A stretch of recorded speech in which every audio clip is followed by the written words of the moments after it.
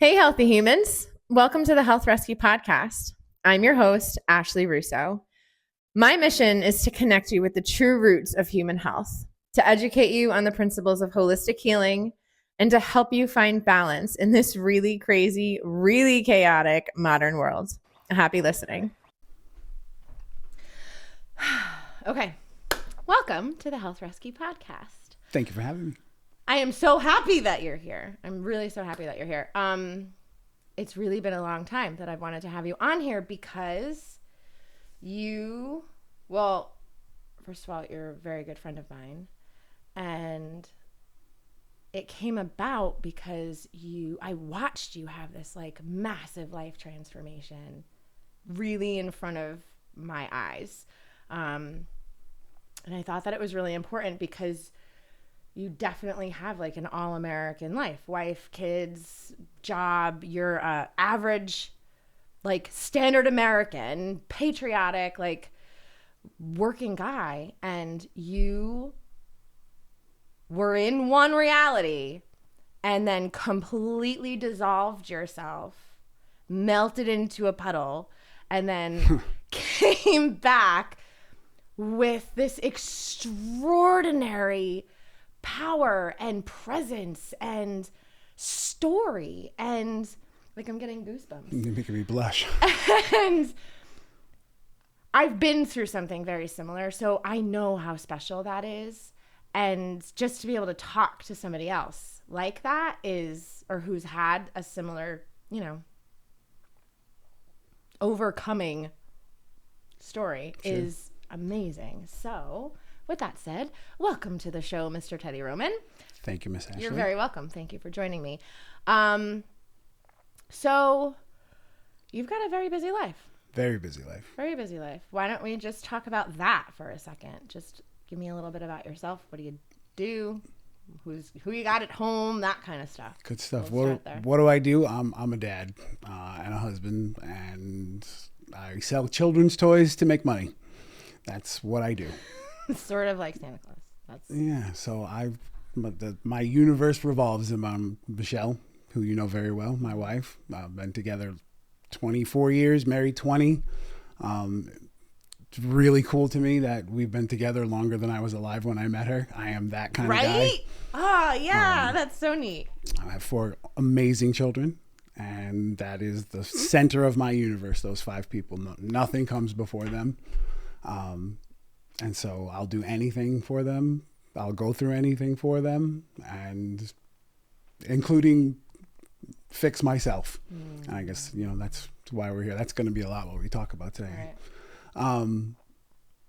I have a busy work schedule. I get to work from home some days, in the office 2, sometimes 3 days a week with an hour commute, but it's way better than the hour commute every day and 10 hours in the office. So it's a much better work-life balance. But yeah, it was crazy back in the day. But that's a busy life. Now, I think that's what you're asking now, busy life. I get up really, really early every day. I take care of myself first. I go spend at least an hour and a half, if not 2 hours in the gym, 5, sometimes 6 days a week, and home as the family's waking up, so that I can not miss part of the day. And whatever comes, work, get the kids to school, all that kind of crazy stuff. Beautiful. Yeah, busy life. I don't know a ton of people that have 4 kids, but I'm always grateful. I have one other family that I know. I'm always grateful, especially because yours are slightly older than mine. And I'm like, oh, okay, they're still alive. Like we can do it. If they're doing it, we can do it. You got Family of 4 for Dummies, the Cliff Notes. This is coming up. Yeah. So no, it's nice to have you guys kind of a couple years ahead of us. So let's talk about the last 2 years, or really, it's been a little bit more than 2 years. But really, kind of like, well, how would you like to open up this story? We can kind of start it there. That would be fine. Yeah. I guess so. Sure. Yeah, let's cool. Do that, and then we can see what else gets unpacked from there. Sure. So the massive and current change comes 2 years ago in several months. So April 24th of 22 was my 18th wedding anniversary, and I woke up and I attacked my own ego and pride for the very first time and asked for help with a drinking problem and changed the trajectory of my life to this day. I hit my rock bottom, and it was time to shit or get off the pot, for lack of better explanation. But I was sick and tired of being sick and tired. I was sick of trying to keep the lies in check. I was sick and tired of feeling like absolute garbage. And I only got there when I realized that I knew better and was just feeding myself excuse after excuse after excuse. And when the excuses started getting answered by myself that I knew better, it's like, what are you doing? And that's where the last 2 years started. I took a hard look at myself in the mirror with a clear mind after a couple of days with no alcohol. And again, I don't want to make it sound like I was some degenerate drunk, and I also don't want to sound like, oh, my problem wasn't that bad, because my problem was that bad for me. Some people have it worse. Some people have it. It's not a competition. Right. It was not working for me. It was not making any of my relationships work. It was not making my job was suffering. My health was suffering, and I just got sick and tired of it. So I had to break myself down with a clear mind, and be honest about the questions I was asking myself, right? How many times have you asked yourself a question, you say, it's not that bad, or, right? Oh, yeah. You know what I'm talking about. So it was through help of my neighbor, actually. My neighbor is a really good guy and just showed me the steps that he took to use the program of Alcoholics Anonymous and figure out a way to lose the obsession for drinking. Ah. Right? Interesting. Okay. It was obsession. Yeah, which is a brain pattern, I would assume. Yeah, it was bad. It was bad. I'd always been a heavy drinker most of my life. Okay. In control, partier. When I moved out of my parents' house at 20, was raised very, very strictly religious. So I had a lot of making up to do, if you will. And right. I understand that. I made it up. Probably on the verge of life-changing problems when I met Michelle. So having something to focus on, having this girl that I was falling in love with. Okay, yeah, you want to get married and have kids.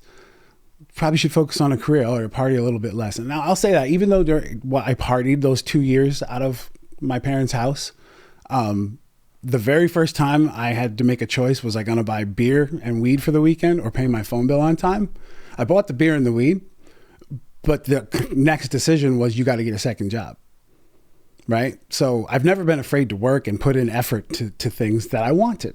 Right. Okay. My mom taught me that. I watched my mom suffer from cancer, getting treated with radiation and dealing with an abusive husband. And we were very, very poor. She's cleaning toilets while she's puking because nothing would come in the way of what her boys needed. So work ethic was trained into me at a very, very young age. Right. So I don't know where I was going with that.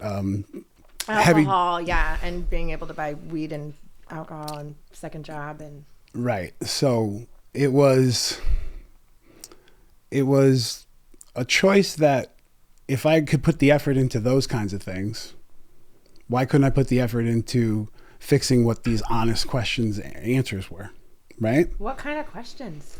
When I finally quit drinking, I had lulled myself into such a depression with a facade on the outside.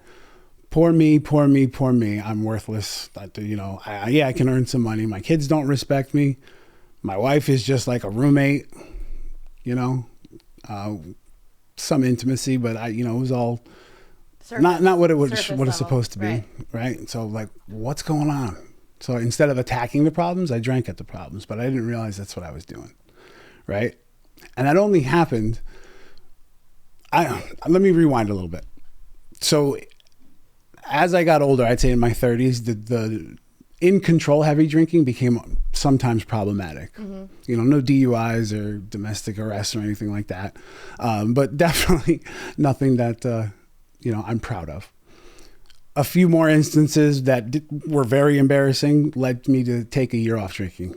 I actually said I was quitting because it was a bad argument and whatever.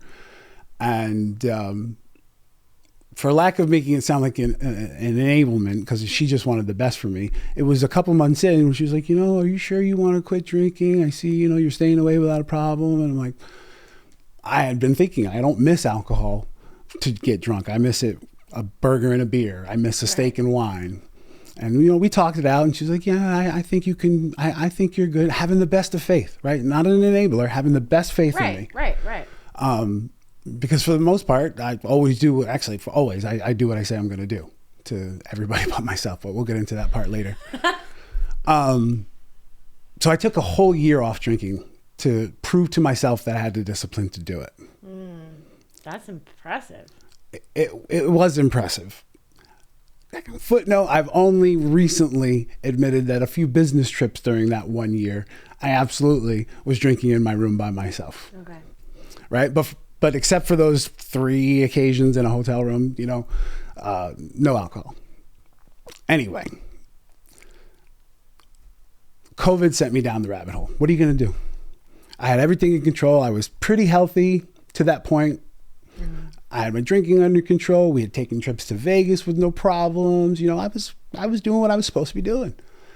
And then week after week after week after week after week of nothing to do but eat and drink and be scared by the bullshit being force-fed down your throat on TV. And it got not sloppy. Yeah, sloppy is the bad word. It didn't get messy. It got sloppy. Okay. Life. Yeah. Oddly enough, January of 21 came around and it was me who decided I'm going to get back in the gym. I want to eat cleaner again and I'm going to take some time off the alcohol. And, my wife doesn't have a problem with alcohol. She drinks casually and as she wants. So when she said no, it wasn't a big deal. I was like, oh, I'm surprised we're doing this for health, but, no big deal. I'll do it myself. The whole month of January of 2021, I stayed away from alcohol, but I was absolutely obsessed. Counting down. All right, you're good. You want to drink tonight, but you're not gonna. Just stay away. You're good. Friday, February 1st, the cigar night at Jack's house. A really good buddy of mine, drinking partner. Very good friend first and foremost before anything else. I was counting down those days. And I made it. I did my 30 days. I got to what I wanted. Lost a couple pounds. Was eating good again. But the obsession every day was, it's almost time. It's almost time. And got my booze at the store. Got my cigar. On the way to Jack's house, I drank a half pint first. Because even with my drinking buddies, I didn't want to see my real drinking patterns. Right? Okay. In a 2-minute ride to the house, half pint just to walk in the door. Right. That's who I'd become. Hiding drinks from drinking buddies. Within the hour, I had blacked out at his house, basically. Just that's how quick I was trying to, make up, hit the road. In AA, they have a saying that when you take a break, you might be in the room at a meeting, but your disease is out there doing push-ups in the parking lot. And I never understood what that meant until I reflected on that month. Yeah. That's exactly what happened. Can we talk about the obsession? I'm curious about that. Did you get to the bottom of that? Yeah, it made me feel better. It solved my problems. It numbed me from feeling. No, I mean, what was the root of that? Did you ever? I know we're skipping over a lot of things, but no, this is great. Definitely am curious because you've done so much work. Do you know what the root of why you were obsessed with it? Why I was obsessed with drinking? Yes. At that moment? Yes. And for the year and a half after I drank every day? Because coming from an addictive brain, I am well aware of the obsession. That's why I don't want to think about this, but I can't stop. So in hindsight, it is, I would say, a perpetual, I don't want to say a character defect at this point, but a perpetual character issue that I was not addressing at the time. And I know I'll continually need to address for the rest of my life because that's how my life has gotten better. I was numbing my issues to forget about them instead of just facing them and doing them. I was a procrastinator. Obsessed with that. Obsessed with just pushing it away. As opposed but to I didn't know that's what I was doing. Okay. No, I liked that we dialed that in. Yeah, thank you for asking that. Okay, so you had this massive blackout moment. Yeah, I drank every day for about 16 months after that. Okay. Whether it was at minimum, and I'm not saying this to brag, just telling my shit. Right. At minimum, a half pint of vodka and 2 or 3 9% IPAs. Because if I'm gonna have beer in the house, it's gonna be the strongest alcohol percent I can get. You know, I was crafty with everything. I was crafty what kind of beer I bought. I was crafty what kind of vodka I bought, where I hid it, what times I would pick it up. You know, the amount of effort that I put in, and any other obsessed drinker will tell you, the amount of effort you put into protecting your right to drink is insane. Because, not to get ahead of it, but half of that effort has been used to transform my life. Channel it in a different way, yeah. Correct. So, what was the original question? I was talking about the obsession. There wasn't. You were talking about blacking out at your buddy's house, and we just kind of went down a rabbit hole. Yeah, we did. All right, so talk about your turning point. So you have been hiding alcohol, getting it in secret missions, and doing all of that for 16 months. What was the breaking point? The breaking point was months of, it was a buildup. It was a slow burn to a breaking point. Okay. So the slow burn part, I recognized that I was hurting myself, but I just couldn't stop. I recognized that my marriage was falling apart, that my kids had absolutely no respect for me, and it was 100% my fault. You know, there was a very good period where I would go into the liquor store for my stuff and told myself, I'm not buying vodka today. Up to the point I walked up to the counter and I'll take a half pint. There were points I'm walking in. Okay, you're not going to buy a half pint. You're just going to buy 2 nibs. Buy my beer and I'll take a half pint. And then I did buy the 2 nibs. And then halfway down the road, I can't stop at that liquor store for the other 3. Like it was just always a reason to tell myself I'll do better tomorrow. Just fuck it today. That was really, and when I realized that, I'm like, okay. Honestly, I'm going to say this, not to sound trendy or whatever like this, but Jelly Roll. Mr. Jelly Roll had been going pretty viral on social media. Mm-hmm. And I heard, I heard his song on the unreleased version, Somebody Save Me. Save me from myself. And the lyrics in there hit me so hard, but not the right way at first. Because I'm a lost cause. Don't waste your time on me. And so on and so forth. Just drink at that. He's right. The song is so emotionally charging, and I was attaching to that emotion that I'm a lost cause. And, you know, not too long, but long enough. And the breaking point, it was twofold. I've only told a couple of people this, so whatever. It's important to me, and it was my rock bottom. Came up from my computer downstairs at the home. I already had my half pint in me that I hid from everybody. I had a beer in my hand because, you know, got to have alcohol in my breath. And I wasn't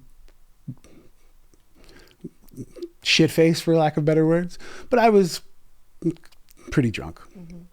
And, you know, I'm just not making sense at the dinner table. Not talking like an idiot, but just very reactive and highs and lows and this and that. And especially in that state of mind, disrespect was always a trigger for me. Even if it was not really disrespect, it was just perceived as why or something. Yeah, just stupid little shit like that. I was so emotionally bleh at that point, and then supercharged with a drunk brain. Like it was not good. Argument ensues at the table. I slap a glass of water. I think I might have threw the glass of water. I don't know. It was ridiculous. I go charging into my room to continue the argument with Michelle, and my son pushes the door open, and he's defending his mother. You are not going to talk to my mother this way. I'm like, okay, I taught you well, but who the fuck are you, you know? And he shoves me. And at that point, I was bigger and fatter, and he had been really working out and taking the example I set for him before I started all the crap. And he was a big boy at this point. He shoved me so hard. I don't back down, right? And I knew I'm charging this kid. And I'll only say it was God at this point. You can't do this to your son. Because what you'll have to do to take this boy down, you only do to strangers when you were doing these things back in the day as work. You can't do this. And I stopped. And I turned around to walk away, and he shoved me again. And I just picked up my stuff. I got in my car, and I just stupid and just drove out. I just had to remove myself from the situation. Right. I was having a temper tantrum, whatever. But where'd I go? I went to the liquor store, and I got more booze. And I drove up to the overlook on 67 that looks over Clyde Valley and all that. I'm sitting there, and I'm drinking. Fuck this family, fuck this, fuck that, pour me another one. And they only want me this is the rock bottom. They only want me for my money. They only want what I provide. Oh, I got $1 million life insurance policy. I'll give them what they want. And I took a gun out and I put it in my mouth. It was only in my mouth for like a millisecond because I had to open the door and I vomited all over the pavement. And I sat there and cried and cried and cried and cried and cried. I finished my vodka. And then went home with my tail between my legs and just, minded my own business. Fell asleep on the chair like I always do, whatever. Woke up. Today's going to be different. I drank at it for another 3 days. That was April 20th was the day. I remember it because April 23rd was a small gathering at my house. We were outside the pool deck and, it's a party now. I got my right to drink a little bit more than normal. I don't have to be all sneaky. My guard is down. Everything's good. There's no issues with drinking or anything like that. I'm riding the line as comfortably as I can without getting myself, slurring and stuff like that. And it's late night and, I'm sitting out with a long time best friend, a brother best friend of mine. And we're smoking cigars and drinking a little bit more. And we've been talking about a side business hustle kind of thing.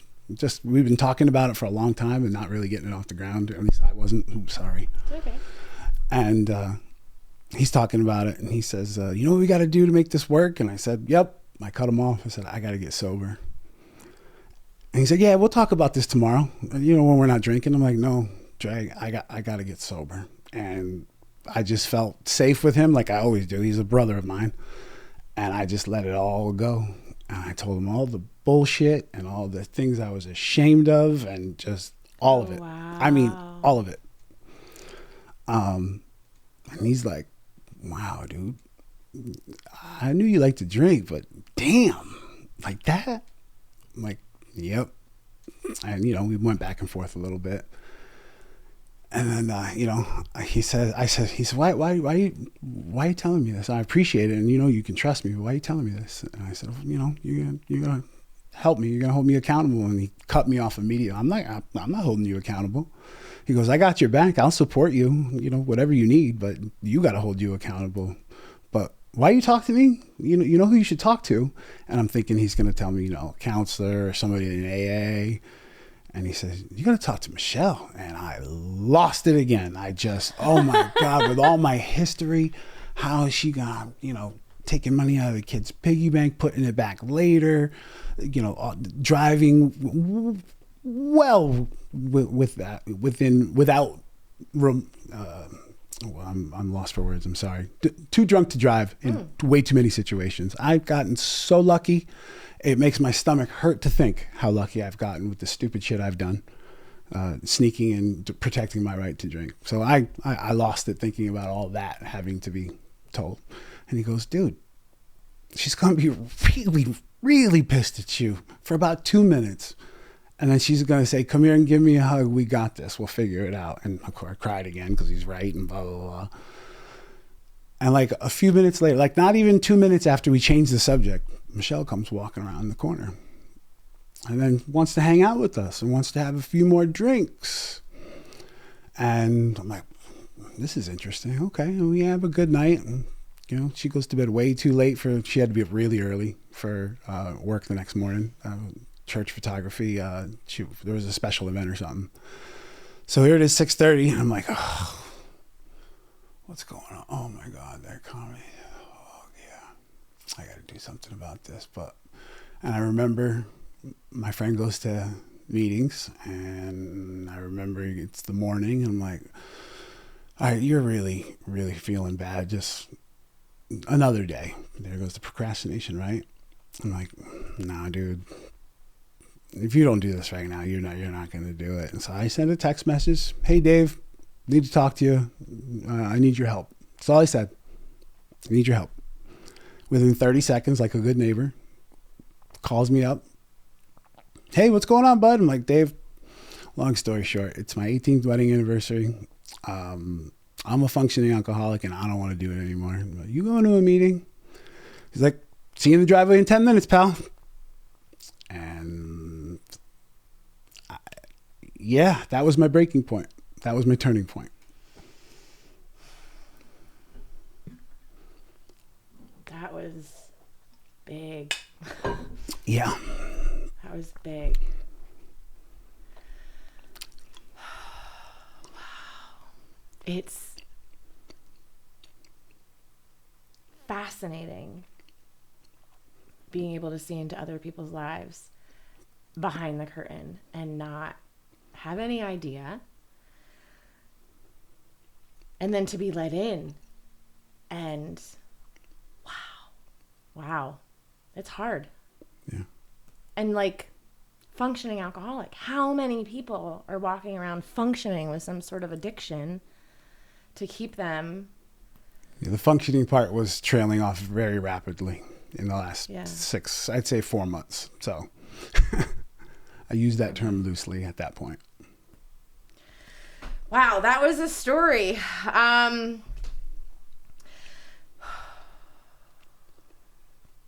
So you go to the meeting, you start going to meetings for a little while. You did. I've been going to at least one meeting a week for since April 24th of 22. Oh, still? Yeah. Oh. Still. Oh, damn. Good for you, dude. At this point, it's part of the give back and keeping a baseline. I have been completely removed of the obsession to drink alcohol. As a matter of fact, like the super rare chance the fleeting thought of having a drink comes in my head, it is absolutely and instantaneously replaced with, that's absolutely ridiculous. That's bullshit. Like, that's where I'm at with that. I go because a tagline, my buddy says it, I came for my drinking, I stay for my thinking. Because what I've come to understand that... Oh, that's a good one. 100%. Oh, I like that. AA for me is no longer about staying away from a drink. It's about the baseline of thinking that I use to turn myself into who I want to be. It's all principles of just how to live a good, healthy life. Yeah, no, they are. Right. And give back. So I've had the honor of helping 3 or 4 guys so far attain sobriety and recovery, as I like to call it, because sobriety is just not drinking. Right. Recovering is really what I'm all about. Right. And was lucky enough, one of the guys is actually my first assignment. He asked me, but we've become very, very good personal friends. So, are you taking them a bit further than just the alcohol? Are you taking them down the whole health thing too? A little bit, okay. Trying to lead by example instead of shove it down the throat. Yeah. Right. But, would welcome the opportunity because I'm having a really, really good time with it. Yeah. Fixing me. Okay. So you put all this down and you start on this path. What were some of the really big challenges in terms of relationships and friends and family and stuff like that during that transition time? Because I know that's a wonky time period in people's lives. Well, it was still kind of not quite quarantine, but somewhat. Oh, right. Yeah, fair. As a proud pureblood, there's certain people that still weren't comfortable in those situations. So whatever, it was what it was. The focal point was in the home. So, right. Yeah. If the kids saw my bullshit on full display, I waited a couple of days, but we had a sit down at the family table, and I just owned my shit. I'm like, hey, I just own my shit. Dad has not been his best self. You know that I've been acting real crazy and real angry all the time. And, you know, I just told him that I'm stopping drinking beer because when I drink beer, I don't act like who I'm supposed to be. And I got a lot of work to do to try and fix whatever trust issues we have. You know, I'm not saying it properly, but yeah. You get the point. Yeah. And I just owned it, and I said, just, you know, give me some grace. So where'd you go from there? Where'd I go from there? Yeah. Again, that's where the real hard part came. That was, what now? Yeah. What now? And at that point, you're still craving, you know? And at that point, I actually was going through mild detox. You know, it was like a light flu. Took a couple of days off work, had to lay in my chair with a splitting headache and cold sweats, and you know, I'm like, I did this. And not only that, I thought I had like tweaked something in my back for like the last month. Had real just throbbing back pain, and how, you know, sedentary lifestyle. I did nothing but work at my computer and watch TV and ride back and forth to the liquor store. Within a couple of weeks of no alcohol, my back stopped hurting, so I decided to look it up. I was having kidney issues from the drinking at that point. And probably all the sugar, because that was another addiction. I would eat candy and sweets every night in a binge, you know. So I just wasn't taking care of myself at all. So where'd I go from there? I broke everything down about what I said, that's problem number one. You don't want to be a drinker. Okay. I really started, it sounds silly, but I use social media to just help me through that I don't know what's going on mode. And for lack of better expression, it was like not recovery content, but like, you know, motivate. Yeah, it's just like mindset. Like, I mean, I did start watching some like absolute alcohol things, and you know, just what do we do now? What do I do now? Because I didn't know. And you know, I don't think there's anything really original in life. We all repackage what we observed, right? But it's my story because I only took this or took that or took this or took that, so I don't feel bad about it being unoriginal, because it's originally my story. Right. That's what I did in the beginning, and I started just going from there. Like, you are what you say you are, not what people tell you are. Ooh, I'm like, I started thinking about things like that. And I guess I got to rewind, because the very first part of it was understanding that AA, the program that I used to help my recovery, was a spiritual program. And at the point I walked in there, I wasn't an atheist. I'm not an atheist. No, right, yeah. You know, being raised super religious and not believing the doctrine of the, I'll say, cult that I was raised in.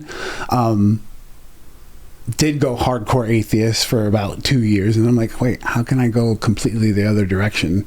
If I don't think it's right, you say the 100% that that's the truth. How can I 100% say that there is no God? So I'm like, that's not. I don't know.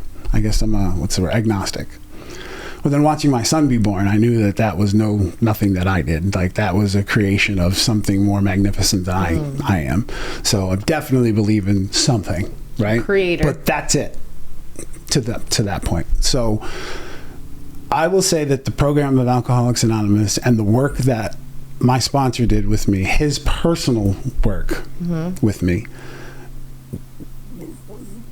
is the reason that I had a spiritual awakening. My own, right? Not what he wanted me to believe, not what any book wanted me to believe, because the AA book does not tell you anything to believe in. It just says you got to believe in a power greater than yourself. Right. Some people worship Jesus, some people worship Allah, some people worship a doorknob, because you got to turn a doorknob to get to the next, you know, it's really cool. But it taught me open-minded, critical thinking, but vulnerability, right? Ask. Be pure in your intention of asking and saying you don't know when addressing. If you believe in the slightest breeze and energy field in the universe is a higher power, which that's what I would describe my belief was, just ask, but with pure intention, and be open to the answer. Right. And when I finally did that, like, because, okay, so far everything is going, it works what they're telling me over here. I asked, and there was one specific day, that's a long story and it doesn't really add too much, but I asked, God, show me you're real today. right? I'm in a really horrible place right now. I don't want to bring this home to the family. This is what I'm told is work. I really, really, really, am questioning, I'm challenging you. Show me you're real. And take me out of myself. And I really, really, really, really want to believe. And I was on the side of the road, actually pulled over from an errand when I stopped to have that prayer meditation time. And no sooner than I put the car in park, a phone rings, and it's somebody. I'm only like 4 months sober at the time. Someone calls, a very good family friend, and asks me about what I'm doing, and he's got a problem, and he thinks he's got to address it. And for the next 2 hours, I'm on the phone, and I'm doing this, and phone calls over, I'm sitting there, and it's one of those beautiful July. I think it was late June, July. And the sky is pink and purple, and the flag's waving, and my pool's rippling, and I'm just like, and it just hit me. Like, I can't say I heard the words, but like, that was me. Like, it just boom.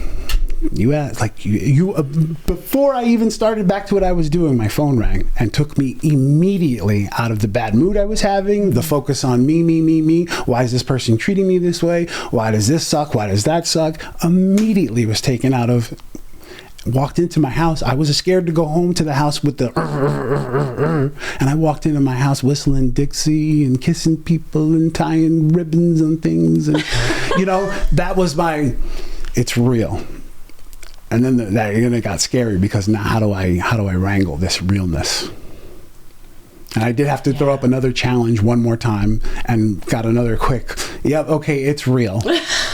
Do it again. Say it again. And my spiritual awakening is the root cause of all the other things. My ability to stop lying to myself. My ability to, I'll leave it at that, because I can ramble. I think it's great. I mean,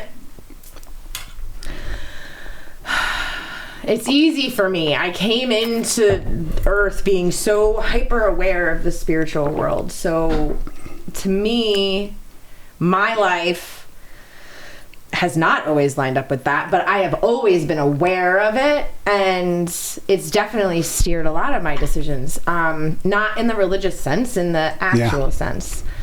Which is why I was confused for a really long time, because I was brought up in a Roman Catholic church, so very religious. I think life makes so much more sense when you understand you're a spirit here having a human experience. There is no other way to look at it, because if you're looking at it from the other place, then life is nothing, and it's meaningless, and it's just a gluttonous existence, because there's no point, there's no end point, there's no growth, it's one level, it's just so one level. Well, to that point about the just nothingness and grossness and consumption of what we do, that spiritual awakening allowed me to really transform my perspective and viewpoint on life, which was getting away from the victim mindset to the victor mindset, right? And that simply just made all I had to do when it finally clicked for me was, the world is not happening to me. It's happening around me. All right. How did you get to that? Because that is probably the biggest life perspective shift that somebody could have. Because how do you say that when your spouse just left and you're getting divorced? And how could you say that when there's that's difficult? So how did you get to that place? All the steps that we've been talking about, the clear mind, the spiritual awakening, sitting in those rooms. I almost walked out of the fourth meeting that I ever walked into, that I went to with AA, because as that super agnostic, that specific meeting, I'd already been turned off immediately by the word God being used frequently. Okay. And then that there was one that it was like, I felt like I was in the Church of Alcoholics. That's how it was, just happened to be that specific day, that specific thing. Yeah. And I understand it now. Right. But where I was then was like, you know what? I'm going to put on all this work, and I'm going to have, some time without a drink. And then this is going to turn me off. I know it is. So I can't do this. I'm just going to have to use the momentum I got now and figure this out, but this ain't going to work for me. I wasn't quitting drinking. I was quitting on the Church of Alcoholics at that point. Right. So I talked to my sponsor about it, and he's like, listen, I get it. I hear you. Will you do one more meeting with me? And if you don't want to, you don't want to, because they're not shoving anything down your throat. And just take what you like and leave the rest. I'm like, okay, cool. That's also now in my permanent file cabinet with everything in life. So I went, and I'm 45 minutes into the hour meeting. Yeah, it's okay, but and then one person said one thing that wasn't really related to the topic we were talking about, but it hit you. It sunk right into my heart. And I'm like, oh, he was right. I guess I'll come back next week, and I'll just take this week by week, 1 week at a time instead of 1 day at a time. Mm-hmm. And you asked me, where do I get this perspective on the victim mindset? The people that talk in those rooms mm-hmm. have some of the most incredible stories and some of the most incredible wisdom. Some of them have nothing to say, but that's besides the point. You take what you like, you leave the rest, and you weave this story of advice and experience that maybe helps you down the road, right? So just experiencing that over and over again allowed you to understand that that's how Earth is set up, is all happening for you, for your growth, in a experiential way of learning it. Yes. Okay. It's as an experience. Yeah, I don't think 8 billion people are here for me. I think I'm in the middle of an 8 billion people puzzle. Right. And I get to play how I want to play. Right. Because, right. No, I don't mean it like that. Yeah, sorry. No, it's fine. But yeah, no, I think that's a massive statement, being able to understand that, because that's an argument against God, right? People use that all the time. Well, why do bad things happen on Earth? Why did this happen to me? God wouldn't allow such things. And I think that when you are able to apply that filter to life and understand it's here to challenge you. This isn't heaven, meaning you're in a human body. Yeah. So you have a soul's journey here, and you have growth, and you have marks that you're supposed to make in your journey, and you have to have challenges in order for growth to happen, because you don't get stronger without some sort of a breakdown. And if you are needed for exponential growth, then the breakdown, man, is gonna take half a life to get there before you realize, I've been doing this all wrong my entire life, and now I need to do it all different. It's beautifully, tragically beautiful the way that it's all built, because wow. Because it's wow. There are no words. It's funny you talk about growth. That's one of the things that came out of the use of, the Instagram videos and the TikTok. When I changed the algorithms to supporting myself and grow, right? You start learning about mindset, and you start learning about, I want to learn about physical fitness, nutrition, this and that. We know growth only comes when things are uncomfortable. Right? Things, you get growing pains, your legs hurt. Yeah, right. Yeah. I'll use the physical fitness analogy is your muscles only grow when you tear them. And it hurts. You have to hurt yourself properly to grow, right? So that's also your mindset. You got to be uncomfortable. You got to not know. You got to have these... Oh, good point. It's everything that growth involves is being vulnerable and not knowing, because you can't grow in your place of comfort. And human beings, our brains are meant to protect ourselves and stay comfortable. So we're always going to tell ourselves, stay in that warm bed. Don't get in that 32-degree ice bath. Right? And so when I use my brain now to break that comfortable pattern, I'm growing. In mental strength. Yeah, you are. Resilience. It's quite a balance, or it's quite a battle between the body and the brain in the beginning. Maybe. It gets easier? It gets... No, it doesn't get easier. It gets second nature. Oh, yeah. I don't want things to be easy. Okay. I know that sounds like blah, blah, blah, blah, but I lived an easy life for so long and chased comfort for so long that physical challenges, mental challenges, all that stuff it's finally intriguing to me, and I'm growing from it, and I want more. To me. That's funny you said that like that. Yeah. How hard is it for you to relax now? On that thought, let me just go back. I heard a saying the other day that just rang my bell and says, when you're challenged with something, right? How do you push through? You use, where logic fails, use the strength of emotion. And where emotion fails, use the strength of logic. And the perfect balance between those two is your answer. Where emotion fails, use the strength of logic. And where logic fails, use the strength of emotion. Yeah, no, I really appreciate that. In churches, coming from like a biblical place, it talks about not believing your feelings and your emotions and things like that. Feelings and emotions are slightly different, but it talks about that, and I'm like, I don't know,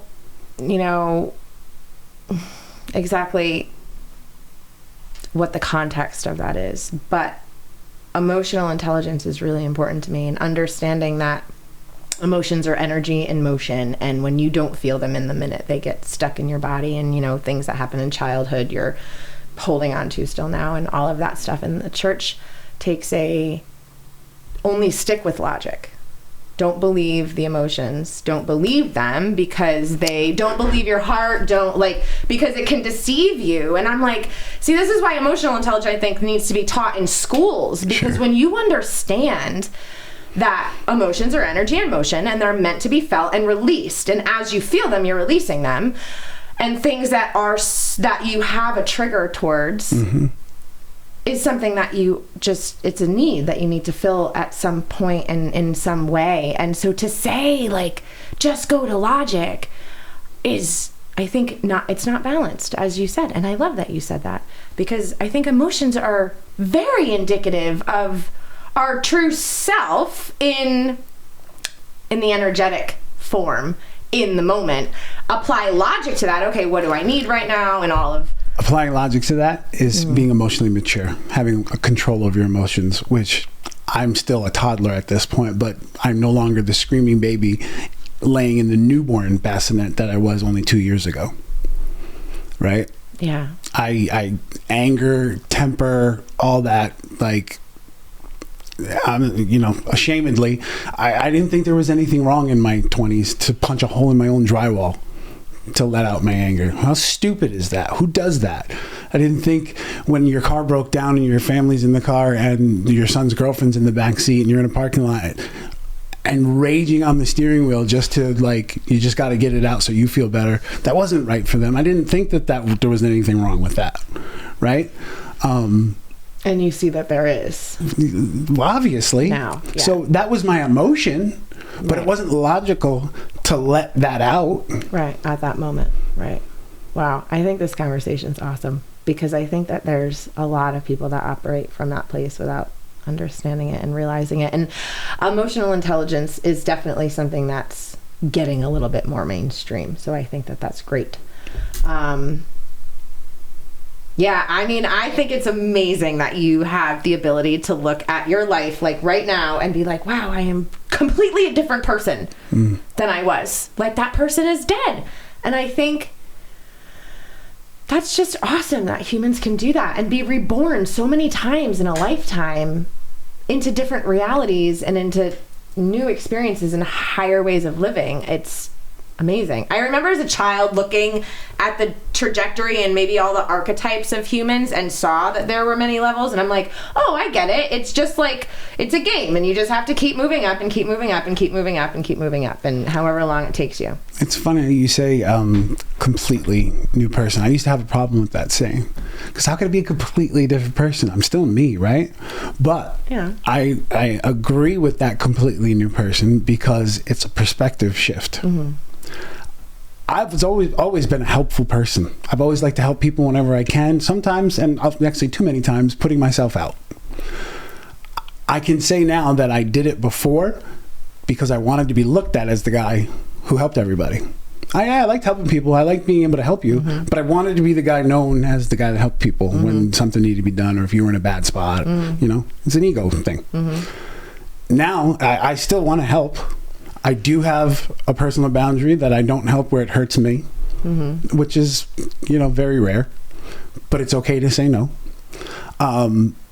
I do it because, one, it's the right thing to do, first and foremost. Right. And two, I want that person to know how I felt when someone came out of the blue to help me. I want them to know that the world is not shit, right? They say, be the change in the world you want to be. Well, maybe that person will see. Anytime I've ever helped somebody, a stranger specifically, that's tried to offer me money, I'm like, no, pay it forward. You know, I don't want your money. Or just next time you see somebody on the side of the road, you stop and help them. That'll make me feel happy. You know, that's why I do it now. It's a perspective shift. So I'm still me. Right. But completely different. Right. You're not, motivations are different. You're not doing it for a pat on the back. It's to show up with love. And the funny thing is, I didn't think I was doing it for a pat on the back. Isn't it? Right? And now I recognize that I did. That's who I was. Right. Right. And now it's because you're showing up with love. Yeah. That's my religion, if I got to follow one. Right. It's the only piece of color on my tattoo. Love. Yeah, that's right. Everything's black and white. That's that. neat. Okay, so a typical day in your life now compared to 2 years ago. What's it look like? So typical day, 4:15 a.m. alarm. Okay. Get up. 4:15. 4:15, and that's changed. When I first started this lifestyle change, I had in December of 22. I was progressed enough to start clean eating, and I did it purposely on December 1st to not fall victim to the holiday gap, right? The trap. Was working out my half-ass normal routine, which had worked up to that point, but now I decided that I wanted to be someone different. So April 1st, I started a completely different routine after hearing, if you want to be something if you want something you've never had before, you got to become someone and do things you've never done before. So my neighbor, he's a gym rat. Long story short, up at 3 a.m., in the gym by 4 a.m., because that's when I started the ice bathing.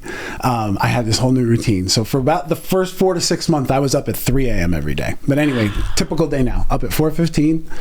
I turn the coffee pot on, and I set up my supplements and my large chug of water.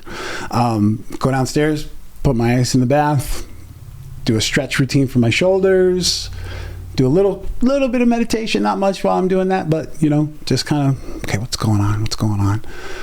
Do my 3-minute ice bath, which has been the best lifestyle change for me besides clean eating, besides physical fitness. My daily ice bath has, physical benefits that are great, mental benefits beyond compare. Like, it's just amazing. Might not be for you. Wow. No, I don't want to say that. What did you start at? Did you start at 3 minutes? You didn't start. You did? Yeah. You are so fired. Gotta do things you've never done before. Wow. How did that first time feel? It sucked. And if I'm being very honest, I only got up to about my belly button. Okay. And I did not like that. The very first attempt, I was a whiny little bitch. Okay. So what did that progression look like for a few weeks? How long did that take for you? I mean, do you get into it now and absolutely hate it, or are you looking forward to it? Exactly. So, what was the beginning like? Because I can't. Beginning of? I'm not there yet. The ice bath journey. That was just, I kind of did you're going to do a lot of different things. So it was waking up early. It was the 2-hour gym routine with my neighbor. It was ice bathing. It was, at that point, I went to almost a full carnivore diet because I just needed to shock my body. And keto has always worked for me. I have friends who swear by carnivore. So I'm like, let's do something different for a while. I did that for about 3 months. The 95% carnivore thing. But the ice bath progression, that was easy because I was challenging myself and I was so motivated at that point. I'm like, okay, look how far I come. I found a spiritual awakening. I'm removed from the obsession of alcohol. I'm finding out that if I put effort into the things that I want, they happen. Yeah. Funny how that works, right? So, okay, I've always been obsessed with a good physique and a slightly more muscled body than the average man. So I want that. I'm going to go after it. And I'm not too old to do it. I'm going to go after it. I just got to be careful. I'm going to dial in my nutrition. I'm going to put in the commitment. Basically, I had this aha moment where I realized that my name has always rang out with integrity and honor. And you can trust me with your wife, your kids, your money. I'm a trustworthy guy. And if I tell you I'm going to do something, I do it. The only person I've ever lied to consistently was myself. I would always make up excuses if I really thought about it that way. When an excuse is a lie. Yeah. Right? Yeah. A reason is a reason, but an excuse is a lie. To yourself. Right. To yourself. Yeah. To yourself. So, oh, you're working out hard. You can skip tomorrow. Okay, skip tomorrow. Oh, you had a couple more drinks than you wanted to on Sunday night. You'll start the gym week on Tuesday. Okay, that's not a big deal. Oh, you already ate a piece of pizza yesterday. Have some more today. It's not a big deal. You'll start again Monday. It was continuous. And you got to remember that I started my first ever health journey in 2014 at 365 pounds and pre-diabetic and hypertensive and all that good stuff. So to the point of where we started this conversation, I had lost a lot of weight and gotten some healthy habits. It saved my life, but I was how do I say, just healthy enough, but still unhealthy. Not as unhealthy as I was.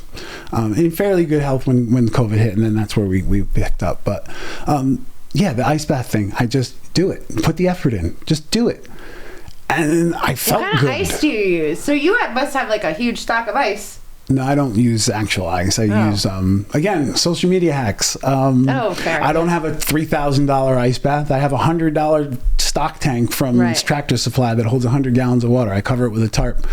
I change out the water once a week. And I use frozen water bottles and gallon jugs in my chest freezer downstairs, so I have reusable ice. So you put it in there every morning and just let it sit. I let it sit for about 5 minutes. Well, now I got to let it sit for a little bit longer because it's warmer temps. Right. And that's it. And what does it bring the temp down to? Right now, I can only get it down to about 55, which is optimal for what you want it to do for your body. I prefer colder because it's more of a challenge. Right. Wow. All right. Okay. I know every time I talk to you about it, I get excited. Yeah, try it. I know. Try it. That's funny. I'll tell you how resistant I am to it. I have a friend who is very, very recovered, but used to do a lot of hardcore drugs, and came over and tried the ice bath and got out and looked me right in the face and said, "Thank you for the freebie because I feel high right now and I don't feel guilty about it. This is amazing." Because that's what it is. I got out of bed at 4:15. By 4:40, I'm sitting in. Let's talk the winter. This was my first winter. This one that passed. Yeah, right. Breaking ice, measuring it. It's 32.5 because it can't get any colder. I have a picture of it. I felt like I was a beer in a cooler with ice all around me. You want to talk about wow. But you get out and you're like, within the first 10 seconds, all the blood pings to your brain. All your organs are engorged with blood because you're trying to protect yourself. Right. And the really cool thing, which was like, oh, this is really good physically. Your liver releases cold shock proteins for fight or flight. You either have the strength to fight a bear or to run like hell to get out of there. And if in that situation, I'm not using them for that. So then they go and they clean your blood and they kill all the bad cells that are not operating right. And it's literally a cleanse for your body every time you do it with the cold shock protein release. Testosterone booster, all the blood gets pinged up to the brain. I get out of there. I don't care how tired I was at 4:15 when that alarm went off. I'm ready to rock. Okay. I don't even take pre-workout when I go to the gym because I go in there and I'm like, wow, let's go. It's amazing. Yeah, that sounds awesome. I know I took up running for a little while, and afterwards I called one of my friends, and she is also a recovering addict, or what did you call it? You didn't call it recovery. You called it what? I don't know. In recovery? I was like, completed? No. Anyways, she's like, yeah, man, it's quite a high. I was like, I never thought of it that way. Running's high. Yeah, I hadn't experienced it, and I was in shock. I was like, wow, this was amazing. Because ballet, where I did most of my fitness, it didn't give you that. Sure. So, Well, then All in the right, spirit cold of mental plunges. health too, you also get a 10x in serotonin and dopamine. And the serotonin and dopamine last 4 to 6 hours. Oh, really? I go down rabbit holes when I want to do something and figure out if it's what I want to do. Right, no, and I then understand. why I want to do. And that's... Okay. And is that how you stay motivated? How do you stay motivated? How do you do this every day? So motivation gets you started. Discipline keeps you going. Okay. It's a discipline thing for me. I set my standard. I don't want to lie to myself anymore. And I don't want to talk like this big ego. This is me. This is my story. This is what works for me. I totally get it. No, this I is set very my you. standard. This is what I want my life to be and do. And this is how it's going to happen. And if I do these things consistently, this will be the outcome. That's manifestation, right? You're making your life what you want. So I've got enough proven track work just in these last 2 years alone with the personal growth that why wouldn't I apply that to everything else? Just be consistent. Just do it. And there's a guy, I don't know, you know David Goggins? I've heard of him. He's a motivator at this point, but he's Okay. got the world record for pull-ups. He's an ex-Navy SEAL and okay. like Ranger. He's one of those guys. Okay. Yeah. I Even a have little friend who hardcore likes for those me, guys. but I like to listen to that kind of stuff and take what I like and leave the rest. I'm not going to do pull-ups until my hands bleed, but I'll push myself almost to that point now because he's motivating me. I've formed a discipline. So anyway, I have a subconscious thing now. It's a quote of his. What do you do on the days you're tired and you don't feel like doing it? You suck it the fuck up and get it done. And that's it. And I remember the first time I realized that that was an actual instinct now. I was about to make an excuse. I was setting my alarm. I keep my alarm across the room so I have to get up. And I was like, okay, we set the alarm, but you might not go to the gym tomorrow. And I was at that point where there was no days off. There were no excuses. I had one rest day. I was still in building mode. And as I'm putting the phone down, that phrase, what are you doing on the days you're tired? You suck it the fuck up and you get it done. Okay, that's options off the table. Tomorrow morning, no matter how bad you feel, you are going to wake up. That's not motivation. That's discipline. Doing what you don't want to do when you don't want to do it like you love it. I know I sound corny. Yes, I've turned into that guy. It's not. It's but simple. I love being that guy because my life is amazing Right. for me. You have one alarm. You set one alarm. You don't hit the snooze button. I've just recently put the snooze button back to bed. I kicked its ass for about a year and then fell victim for a couple of months again and made the decision not 2 weeks ago to stop snoozing again. And it's not a problem, but Yeah. Mel Robbins. that's who got me to do it. Yeah. 5, 4, 3, 2, 1. Take off. And I'm like, And because I'm an information junkie, Yeah. it wasn't until her and Andrew Huberman, another guy I follow, he's a neuroscientist. No, I love him. When you hit the snooze button, yeah, you're only going back to sleep for 8 minutes, but your brain goes into a 45-minute sleep cycle that even when your body wakes up, the brain is still groggy until it completes that cycle. That's all I needed to hear. I'm like, that makes sense. So if I just suck it up and get up, it'll be better. You just got to suck it up and do it. all right, I'm calling you tomorrow at 4:15 in the morning. Don't call me. Just do it.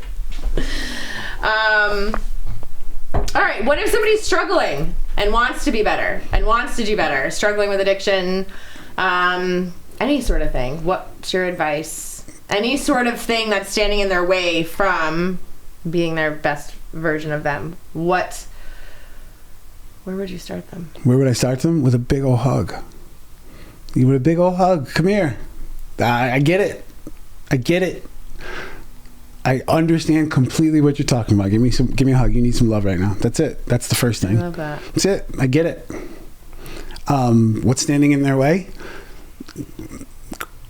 Brutal honesty works for me in this situation. Them. Yeah, That's it. Wondering if you're gonna say that. That's it. Oh look, my hair's. I'm stuck. There you go. That's funny. I was the only one standing in my way. Right. I was the only one putting the booze to my lips. I was the only one hiding cookies and candy bars in my backpack. I was the only one in my way. Right. Right. Now, that's not what you tell them in the beginning. No, it's not. I mean, I guess I'll just use the example that worked for me because that's the example that I am now. It's you have to qualify. You have to if they're trust you enough to tell you that.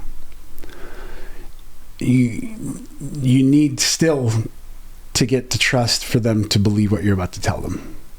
And the only way I can walk up to someone who's 400 pounds and tell them what they're supposed to eat and how they're supposed to work out, and be like, get out of my face, dude.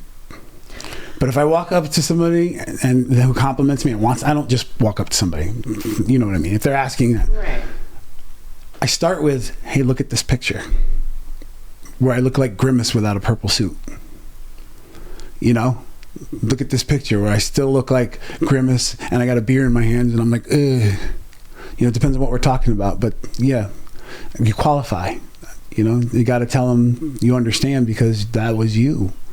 You had your own issues, you know, and never really in a comparison. It's I guess in a comparison because that's what you're doing. But well, you're showing them the way. Like, look what you could have. Right. Right. And I guess everybody's bio-individual, so it's not like you can say, here's the starting point, step one. Like yours was going to AA or hitting rock bottom. Yeah, rock bottom is step one. Being sick of your own shit. Generally. Yeah, for sure. For sure. You know what? Having the courage to ask for help is step one. No, yeah. Admitting there's a problem is step one. We're splitting hairs. Yeah. Yeah. We're splitting hairs. And that's anything. I don't know how to make money. Help me. I don't know how to be a better husband. Help me. I don't know how to coach my kid this way. Help me. Whatever it is. Be vulnerable. You'll grow. Just asking. Yeah. Yeah. Yeah. And what I've personally learned is that I know I'm a smart guy. I know I have a lot of information. I don't think I'm the smartest guy in the world, obviously. But I used to have a mindset where, this is going to sound terrible on my part, where if I thought I knew more than you or better than you, I don't look down on people, but why would I take advice from you when sometimes that's the best fucking advice you could ever get? Yeah, yeah. Because it's a different perspective. For sure. Right? I love this. Where do I want to go now? Woosah.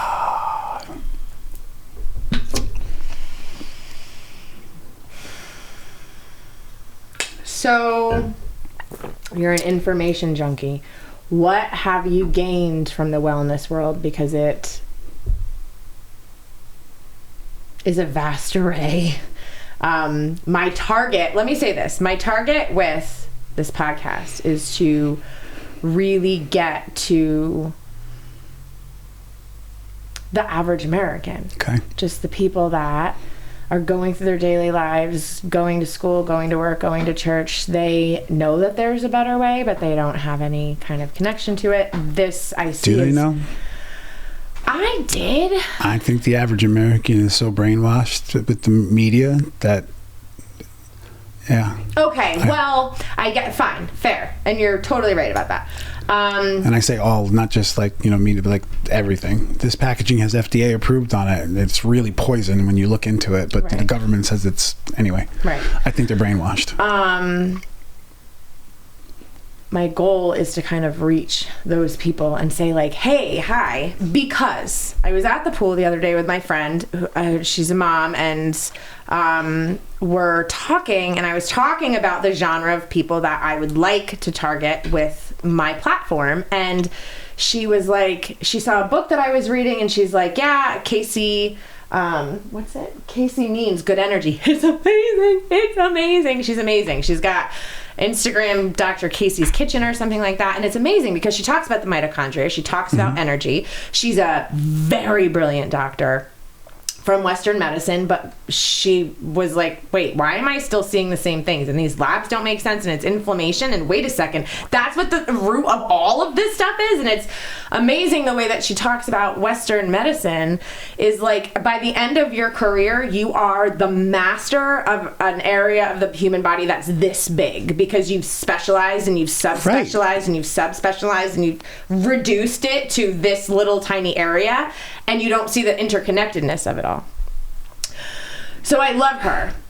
Dr. Mark Hyman is a functional medicine doctor who's very prevalent in the health and wellness industry. And my friend was like, oh, I'm not following him anymore because he's talking about like stem cells and anti-aging and like all of this stuff, the average American shops at Walmart.